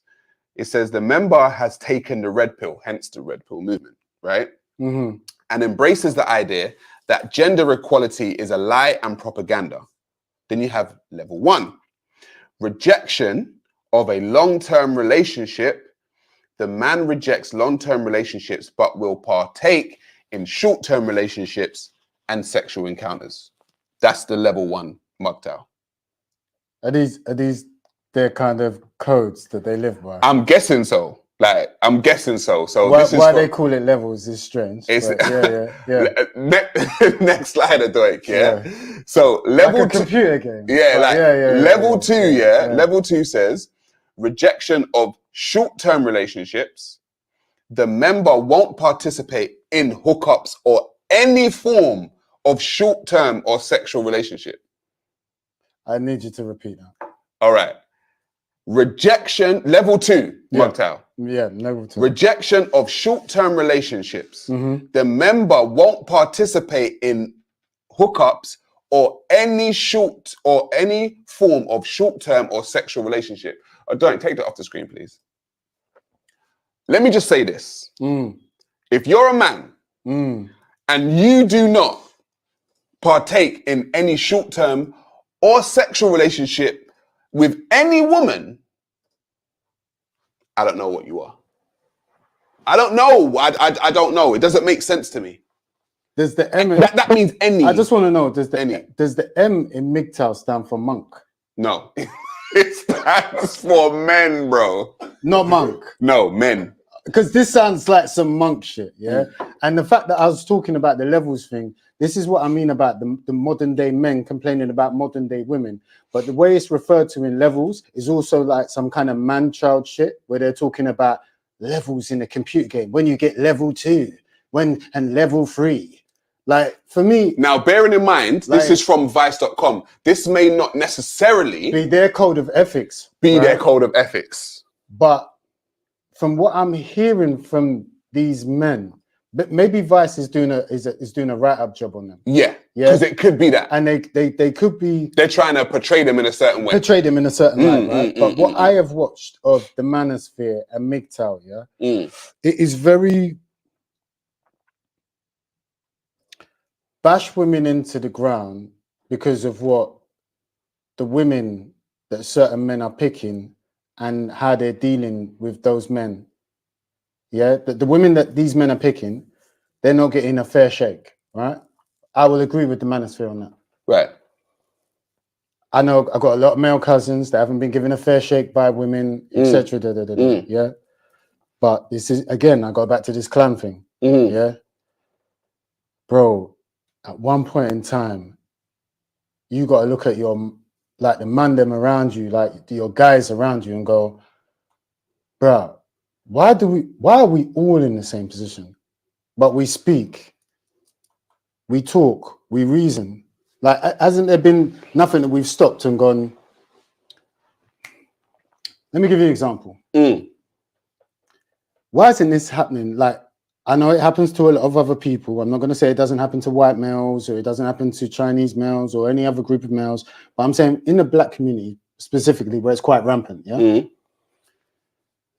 Why haven't the men, like we've all got these MGTOW pages and Manosphere pages, why haven't the men just turned around and gone, right, these are the code of ethics, that's that. But that's what we do as clan though, bro. Yeah, I know. Do you get what I'm saying? That's what we do as clan. These are the code of ethics. Like, now we don't need to beat down on women anymore. We just set the rules and say, set the rules. If you're down for it, you're down for it. But if you ain't, you ain't. But the same thing applies for the men, right? You see, if the rules are, you don't go out with no woman that's got 3 and 4 kids for different men, right? And then she's not even saying that the kids need to respect you as a father when you take them on. She's saying, well, that's their daddies. You don't need to get called dad, but I need you to look after them because they're still going to be living in this house, right? That man doesn't have a code. You see one thing that I look at Europeans of doing very well, yeah? Everything's in a dictionary. Everything's in a Black Laws code. Everything's in a book. The rules are all there, yeah? You can break them if you want, but there's going to be penalties. Right. Right? But with our community as black people, or so-called community and subculture, like it's like the reason why we're losing is because we ain't got no code. There's no code of ethics, bro. Like, we're all freestyling as men, and then we're all getting together and going, did they rate your freestyle? Not really. Did they rate your freestyle? Not really. We're not rapping. Like, if we was more like an analogy, yeah. If we was more all like the Wu-Tang in their prime, everyone would fear that, as everyone did back in the rap game back then. Everyone feared Wu-Tang. Like, there's just too many of them. Too many of them are good rappers, and they're all in the Wu-Tang, right? So that's the same thing for us. It's like, as men, find a code of ethics. Say that's what I'm moving with. So when you meet a woman, you can just turn around. She ain't gonna be hearing that MGTOW shit when you go up to her and you go, I'm MGTOW. She's gonna be hearing clan codes. She's gonna be hearing clan codes, right? And then when she can go online, check your clan codes and go, oh, actually, this is quite beneficial for women. Or, nah, I don't want it. It's cool.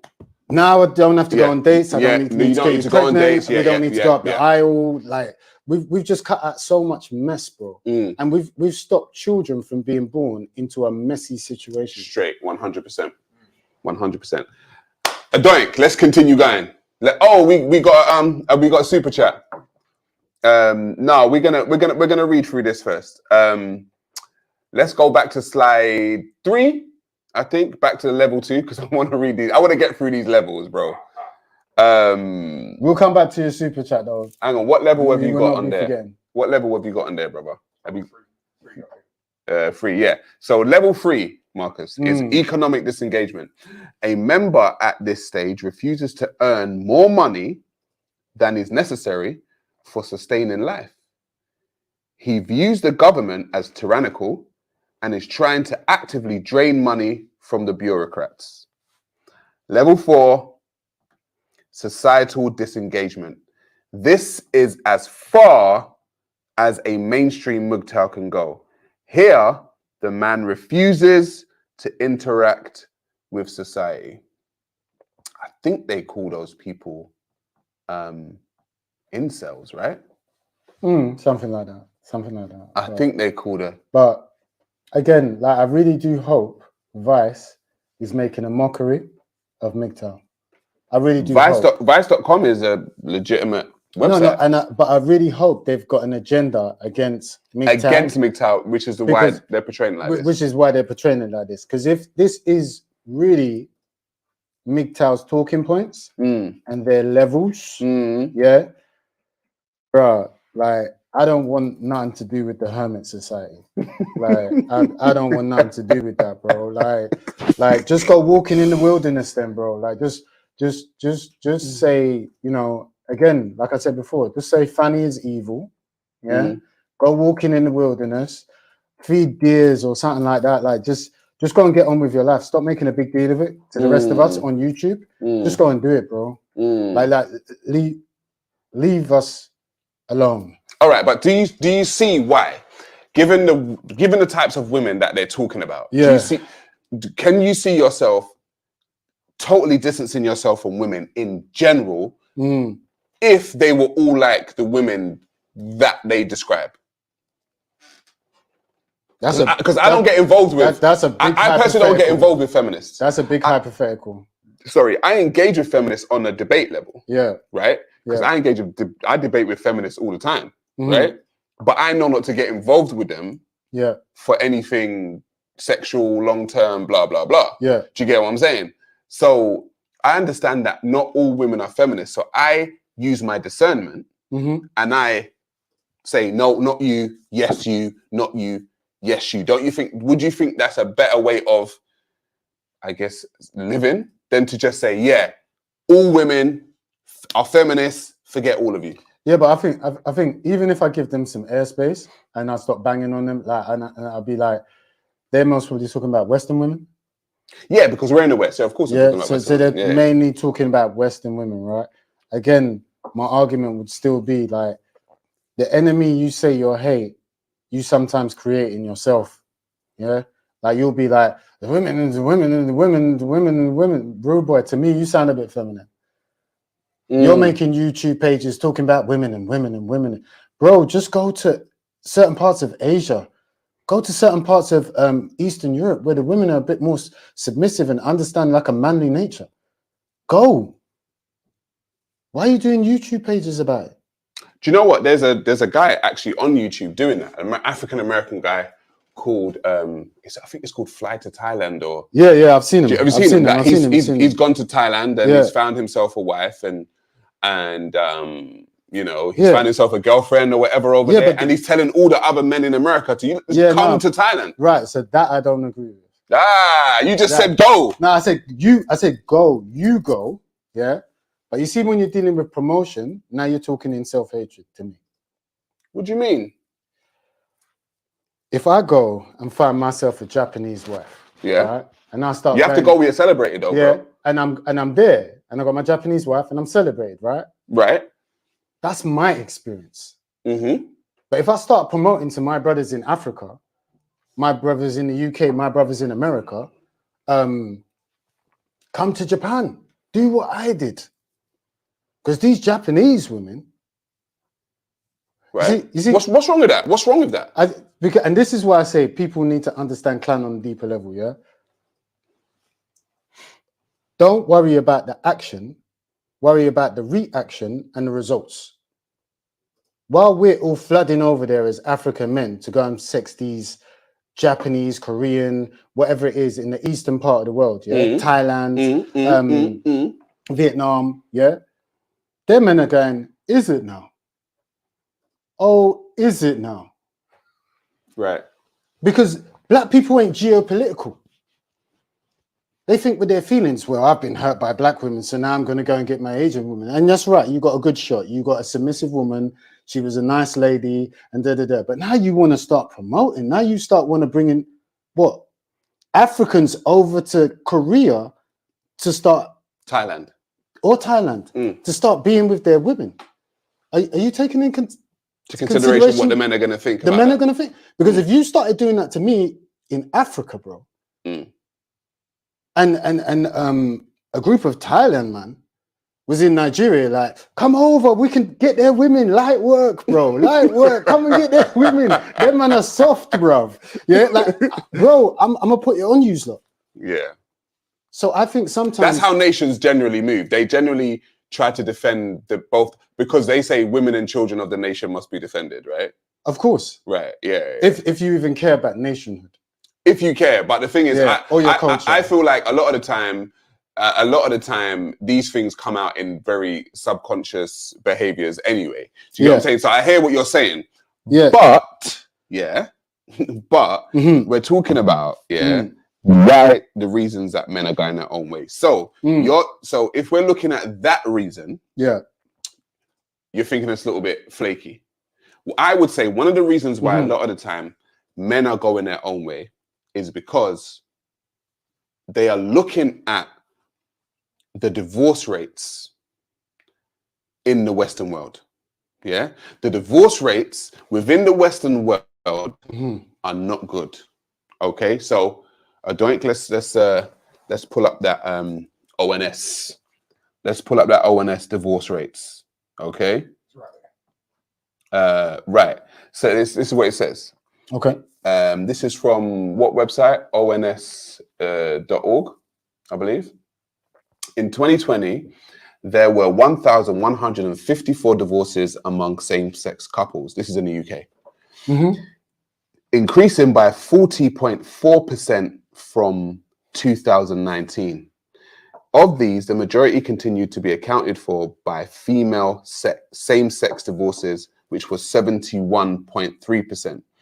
Unreasonable behavior was the most common reason for wives petitioning for divorce among opposite-sex couples in 2020, accounting for 47.4% of petitions. For husbands, the most common reason for divorces was a two-year separation accounting for 34.7% of divorces, followed by 33.8% for unreasonable behavior. For same-sex divorces, unreasonable behavior was the most common reason for divorce in 2020. For both male and female couples, unreasonable behavior accounted for 55.2% of female divorces and 57% of male divorces. Thank you, Addoink. So, when I looked at the other statistics, the divorce rate in the UK is at around 42 to 45% of people that are married get divorced, right? So about 45%. You can round it up to 50 if you want to, right? That would be reasonable. Right. Yeah. So we already know in the UK, 62 to 67% of divorces are initiated by women. Right?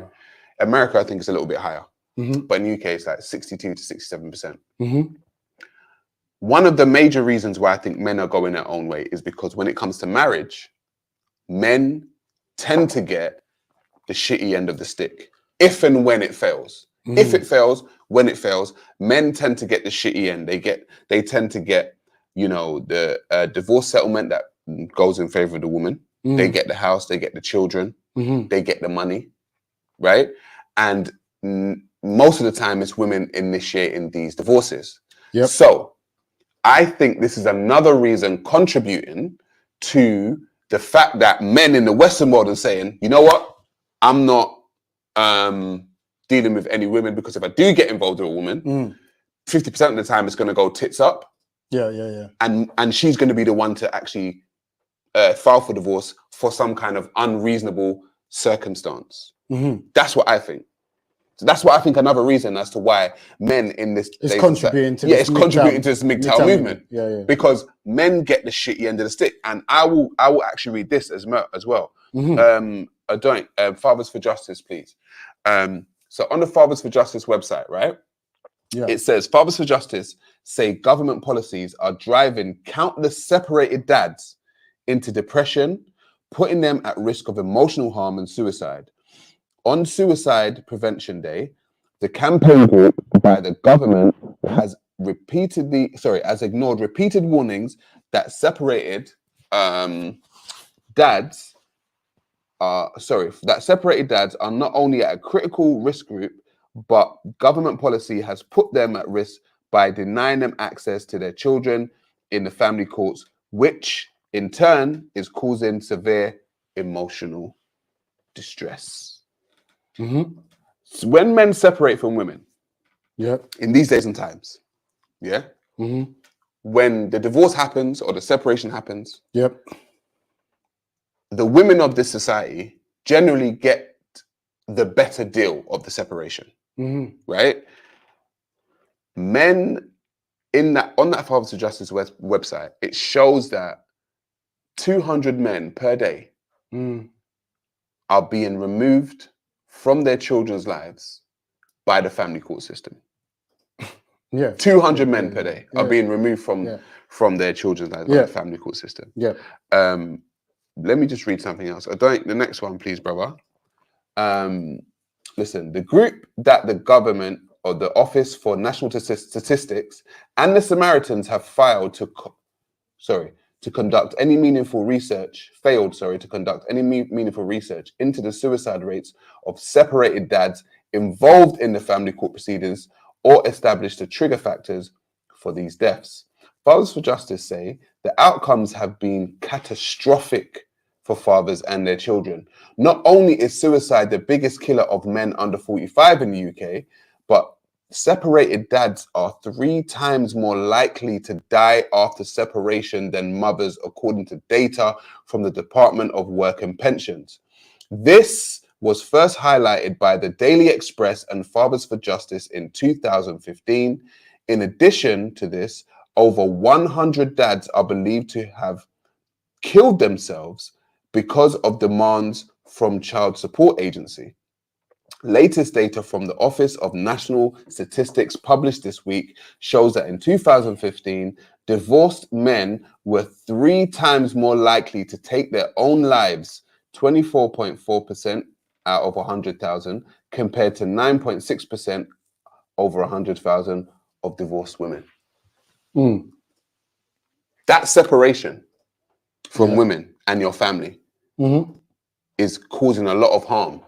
According to mentally. According to the data, which is probably another factor as to why men are quote unquote going their own way. You know what I find very interesting, is that I've always said with black women, you can't keep on going men are dogs because you've been doing that for generations, right? So at one point you've got to stop and say to yourself, hey, if men are dogs, why don't we stop dealing with the ones that act with this behavior? Can't just keep on having sex with us, having babies with men that are so-called dogs, and then complaining about the scenario. You've been doing it for generations. Right. Yeah? Right. I would say the same thing with men. To be fair, it's like the women that have been taking you to the cleaners for a hot minute. We can talk about many famous people that are men that have been taken to the cleaners. Yeah? And for me to sit here after all of this information, to understand that men are more likely to kill themselves when they're away from their children, and all of this information, and for men to have not sat down and say, oh, we are dying out here, and we are losing our children, and we're ending up in the mental institutions. And men have not sat down and said, we need a code of ethics. Yeah. But the government is a code of ethics, you see. No. The government is the one that's writing the statistics of how you're dying. They're not your code of ethics. They're the ones who say, this is the murder rate. They're the news. Okay, so I did a video about 4 or 5 months ago with a guy called Mr. Ibile. And he sat here and he spoke about the struggles that he had trying to see his daughter through the family court system. Yeah. He had spent upwards of 20 grand just trying to see his daughter, right? Who he was trying to co-parent with what he described as a toxic mother, right? When I done that, my inboxes all across my social medias were flooded with fathers. Saying, bro, I know exactly what he's going through. Me too, me too. Going through the same thing. Me too. The real Me Too movement, bro. The real Me Too, right? The silent war on fathers is real. One of the contributing factors I feel to the MGTOW movement is men seeing this, sometimes going through it themselves. Yeah. But a lot of the time seeing it, because I've got friends and I've gone through certain things. I've seen it multiple times when it comes to men, how when there is a split, how the women are favored over the fathers, how the mothers are favored over the fathers, how the fathers are demonized. It's very easy for a man to be demonized in this society. Do you know what is, my brother? Like, I hear everything you're saying, but my problem is, do you see how men have been effeminized? Like, we talk about the Will and Jada thing. Men have been effeminized, right?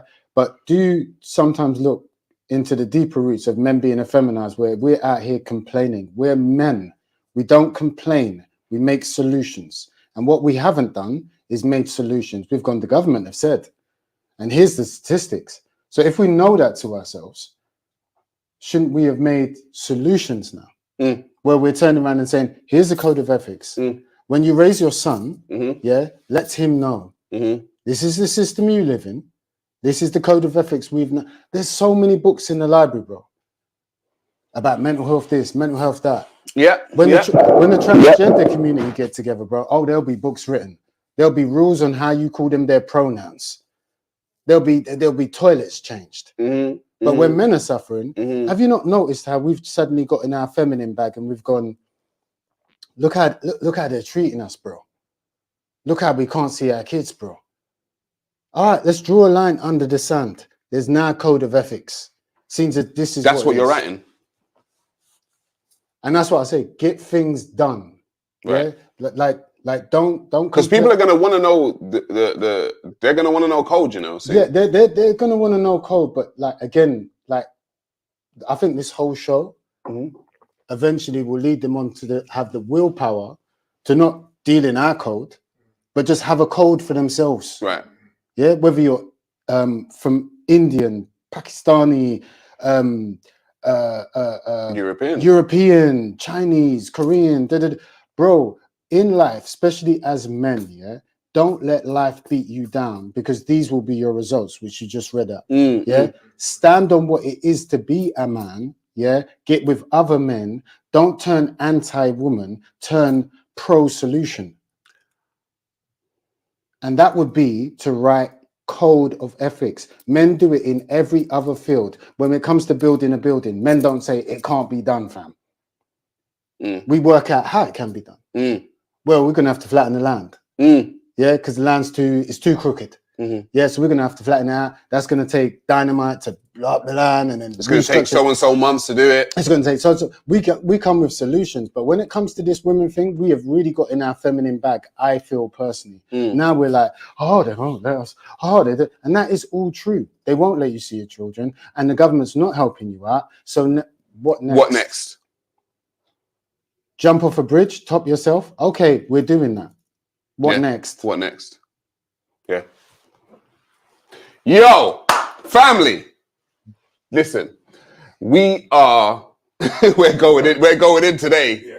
We are going in today. Now, listen, if you guys want to talk about anything that we've spoken about, please, the live chat is there.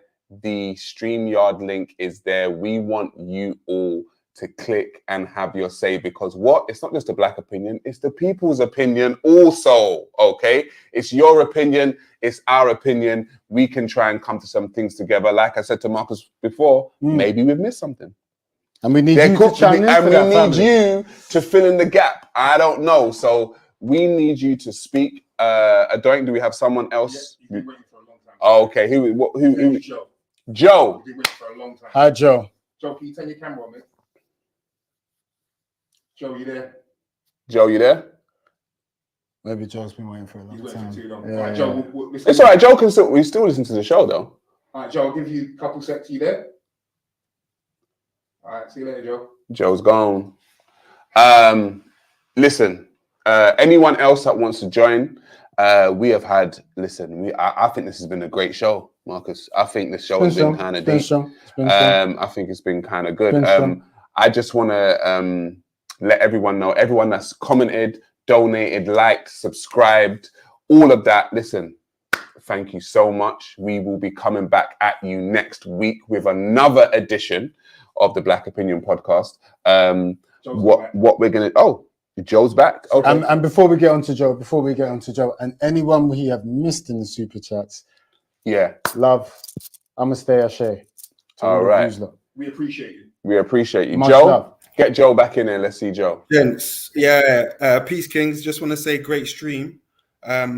But yeah, just to touch on a couple of the points that you guys raised, regarding the code of ethics that the brother on the right spoke about, MGTOW obviously... Marcus Loveless. Yeah, so Marcus spoke about code of ethics, and MGTOW, from what I understand of it, I don't identify with it, but what I understand of it is a code of ethics for some men who have, of course, decided they want to go their own way. In terms of Joe, do you know any of those rules? I don't know. I don't know the intricacies of it in and out, but I do have a general understanding of it. Obviously, there's a lot of content creators online and whatnot who try to shed light on it. And you know, obviously, the whole red pill thing right now is quite prominent, and a lot of things that happens in popular culture gets dissected in order to look at it from a beta perspective or an alpha perspective. And the MGTOW obviously. Movement has a lot to play in terms of where their disposition is on things that are happening in pop culture. But what I would say in terms of the code of ethics, you talked about having a solution in terms of, men don't have to deal with women who are of a certain ilk, of a certain character trait. Maybe they're exhibiting narcissistic or dominant tendencies, masculine tendencies that misalign the balance between feminine and masculinity between both of the genders. I think ultimately everybody understands, both men and women, or should understand, that there is a gender war going on right now. And that gender war is a manufactured gender war. It is manufactured in the sense that, of course, women for a particular period of time, they were fighting for equality. And there were some maniacal men who didn't want to relinquish that, and we've arrived at this place now where the imbalance is so skewed in terms of men deciding to go their own way. Because you got to understand, a lot of the people that represent this movement, they're going their own way because they've been married, they've tried to do a monogamous relationship, and they've been burnt either through the divorce courts, the child support court. Or even just in terms of just getting finesse financially, just dating somebody on a boyfriend and girlfriend relationship basis. So people are deciding that, wait, this dating market for men in the Western world is rigged, and they're deciding to go their own way. If people are deciding to go their own way, the point I'm trying to make here is that I don't think we should look at it from a point of view of looking at it and saying we should chastise these men and say, like you said, the brother on the left, you said that about what's it called? Any man that goes his own way or whatnot, you kind of question his manhood or whatnot. I think we have to look at this from a disposition of, there's a gender war going on. How can we bring both men and women to the table in order to break down these things that are destructing the society? Joe, let me ask you something, my brother, and thank you very much. Let me say firstly, thank you very much for the phone call, and I like your input so far. Let me ask you something, bro. Like, do you relate yourself to other men because they're men? Like, do you go, I'm a man, they're a man, so we're all going through the same thing? Would you say that? Yes. It's a herd mentality. Okay. Yeah. Yeah, herd mentality, right? Yeah.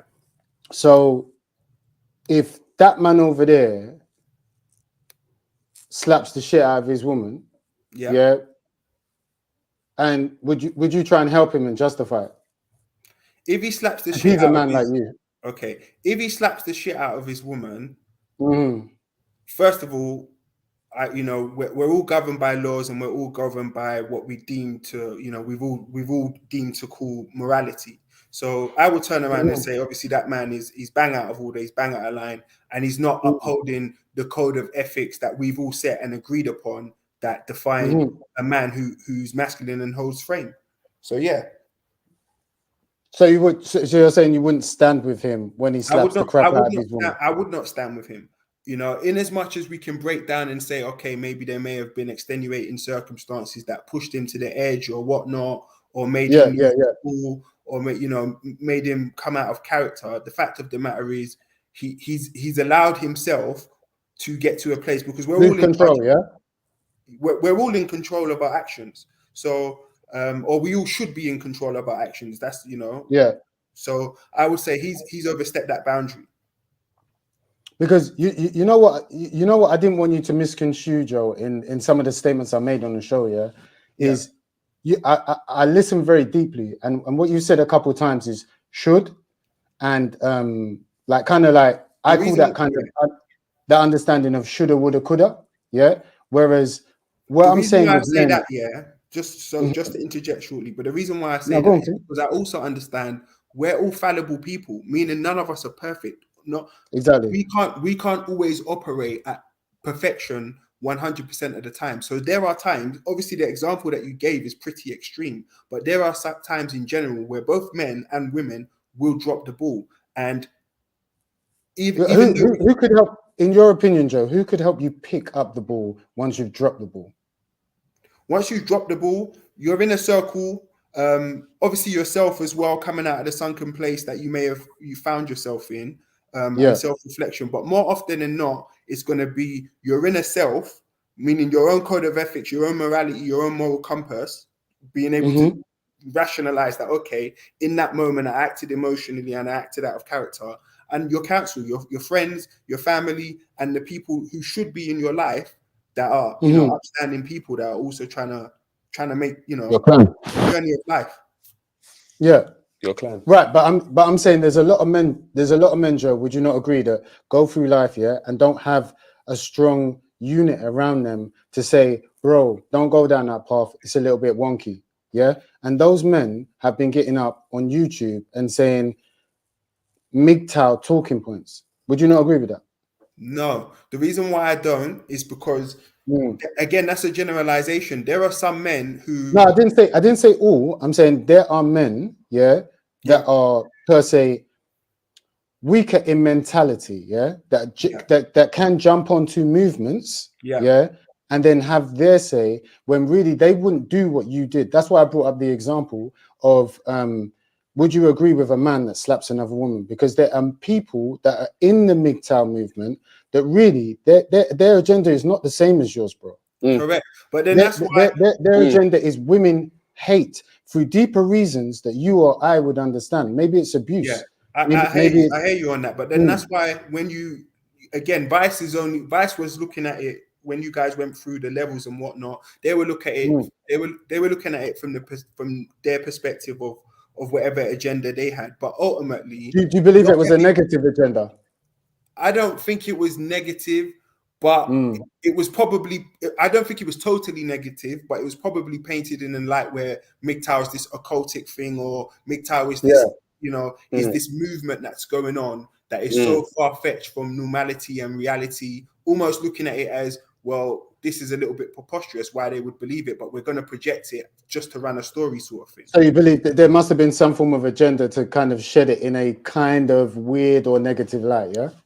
Yeah, because the media is never going to be totally impartial, and like I said, even when you were originally writing off all the things that they were saying MGTOW stood for, it took for a long. I don't even think you even actually addressed it. With the point where a lot of men who are going their own way are going their own way for the reasons such as no fault divorce, that's a big deal for a lot of men who feel they are plugged into the system. They're being providers in their family. They're being good husbands, looking after their kids, looking after their wife. And their wife wakes up one day and says, I don't love you anymore.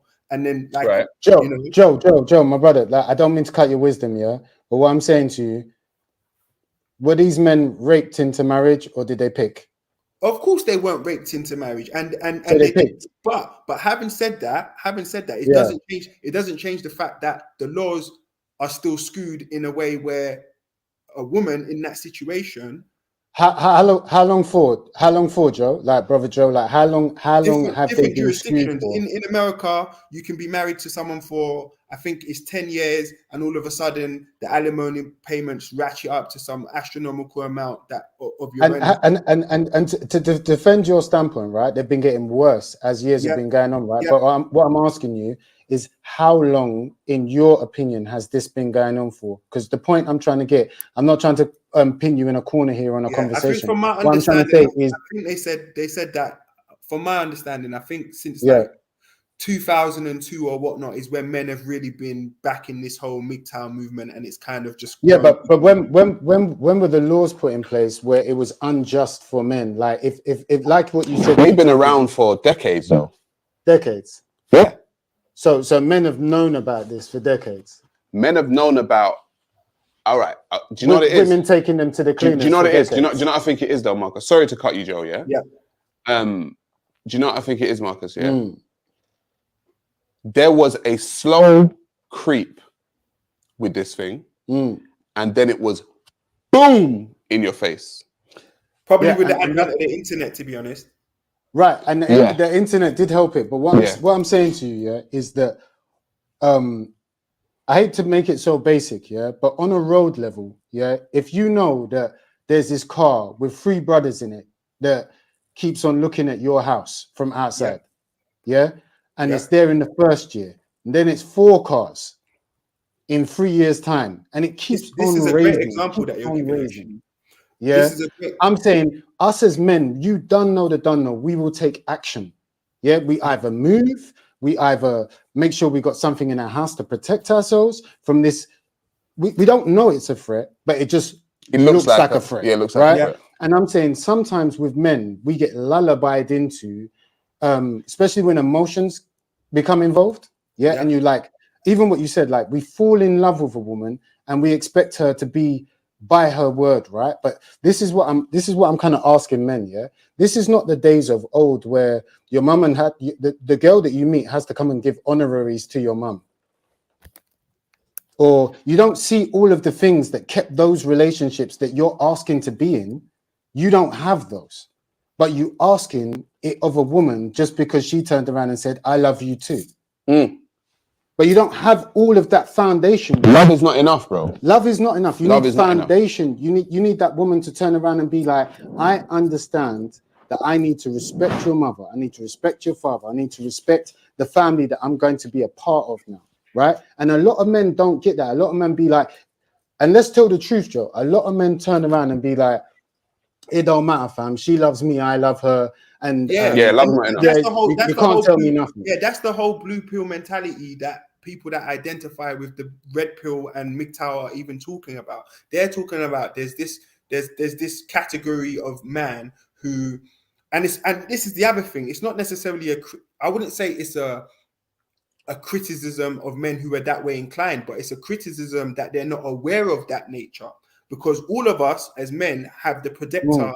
We have the protector in us. In us. We all have that in us, and we're all wired to do that the same way women are wired to nurture. But what's happened again, because of how we are as a people and how the society has gone, power corrupts, and it can corrupt men, as much as it can corrupt women. So with the whole feminism thing, it's just leaned too far right to the point where now there are people that are completely exploiting even what the initial agenda of the movement even was. I agree. Many people talk around and say the original feminist movement was hijacked from what it was. Originally, women were just fighting to be able to have the choice to go to work, to be able to have. I'm just saying, I don't even believe that old feminism and the new feminism should be called the same word. I think that's what you call corruption. Yeah. When you call it the same word. Right. Do you get what I'm saying? Then you're corrupting. Because there's nothing like this new stuff. It's nothing like this new stuff. So when that's what I was talking to you about earlier when I was speaking about my mother. Like, I don't need my mum to give me feminist talking points. I already respect the thing. Yeah.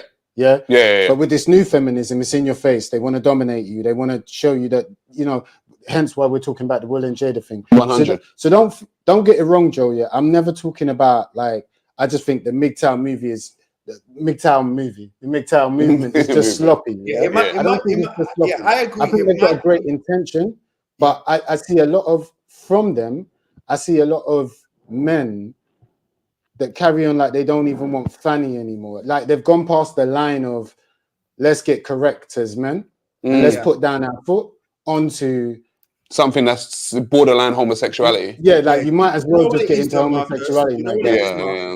What it is that the rage hits people at different levels. So someone who is someone in that MGTOW community might have just had a divorce tomorrow or yesterday, when, you know, they were with the woman for 20 years, 3 kids, house, mortgage, dog, everything, and their whole life's gone to shit because the woman's walked away, woke up one day and she said, I don't love you anymore. So the rage hits people different. There's someone else who's a part of the movement who, you know, just to give you the archetypes, there's someone else who might be a part of the movement. Is like, I've been here, I've done this before, don't worry, give it 2-3 years, you're going to be over all of that trauma that you felt and you're currently dealing with. You know, if you go and get therapy and if you surround yourself with the right counsel, you're going to move past that and then you end up at a different stage. So I just look at it like this, ultimately, we all need good counsel. Men need good counsel, women need good counsel, and then Joe, let me just stop you there, bro. You was on a roll, but Addoink, is it possible to bring up some guy named Zion something? His comment. What was his name again? Zion Zion right. something. Right. Could you just bring that up for me again? Yeah, he's right.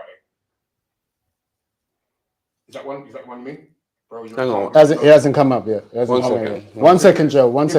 Yeah, I like this comment that Zion's put up. It says, bro, your example is illogical.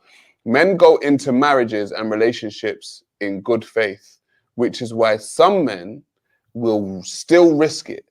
I wouldn't base on the data, but men are natural risk takers. Right. I just Joe, stay with me. Don't go nowhere. I think he is I just want to. You say you like that comment? Yeah, I like the comment. I think he is directing it to you, to be honest. Yeah, of course, right? But let me now break it down for you. Yeah, Joe. Like, and respect very much, Zion, for your comment. It doesn't mean that I'm trying to get at you, my brother, or nothing like that. Yeah. But what I want to say is illogical. Then you go on to talk about good faith. Faith isn't logical, bro. 100%. Right? And then he goes on to say risks. Risks ain't logical, bro. They're brave, but they ain't logical. Marcus, this is the thing. We cannot always operate. Everything that we do, we have to do in everything that is good that we want to achieve. We have to do in good faith. And this is what I was trying to say to you, is that we cannot negate the fact that as much as more often than not, in fact, 95% of the time, we are supposed to operate in reason, in logic, and we have that. We have IQ, we have all this disposition. EQ is also a thing as well. We also have that emotion. I'm glad you know about EQ. EQ is also a thing as well. So what the brother's trying to say there is that if you go into something with good intentions, as you are supposed to, ultimately, with the law being the way it is, women, there are some unscrupulous women who can manipulate that and benefit it to their advantage. Yeah, but I'm saying, Joe, you're aware of that information, that there are manipulative women, right? So let me give you another understanding of when you say good faith, right? Yes. I could say, like, say you're a Jehovah's Witness, you're not going to get a blood transfusion for your child because you believe in Jehovah, right? As a Jehovah's Witness, right? So you go, do you know what it is, fam? Yeah, I'm just going to, in good faith, believe in God. Yeah. Allow the blood transfusion for my child. Mm-hmm. The worst happens, you lose your child. You still riding with that faith. Okay, but then this is the thing then. ultimately, the real question that you're asking then is marriage outdated and should men be getting married? That's the real question you should be asking. And the reason why... Right. So let me jump in on that. That's exactly what I'm rolling and with. that's where I'm going to jump in. And I'm glad we right? got to there, Joe. So Joe, yeah. So this is my thing, yeah. And people call me crazy for this. Is something that myself and Big Bro have been speaking about for a while now, right? Yeah. So with all the statistics that I just spoke about when it comes to marriage, yeah, I feel like relationships are evolving, right? And so the new model that I think should be put in place is if you are serious about someone, because marriage is a contract, right, Marcus? Yes. Business, yeah. It's a contract, right? Marriage is a contract, right? Yeah. So the new contract states this is a 3-year contract of relationship. And in that 3-year contract, you both stipulate exactly what you need and want from this relationship. What makes it break down? What makes it keep going? I'm talking about line by line, dot by dot, T by T, letter by letter, right? And then after the 3 years, you two both decide, if you're both happy, to continue on that contract or forget the contract.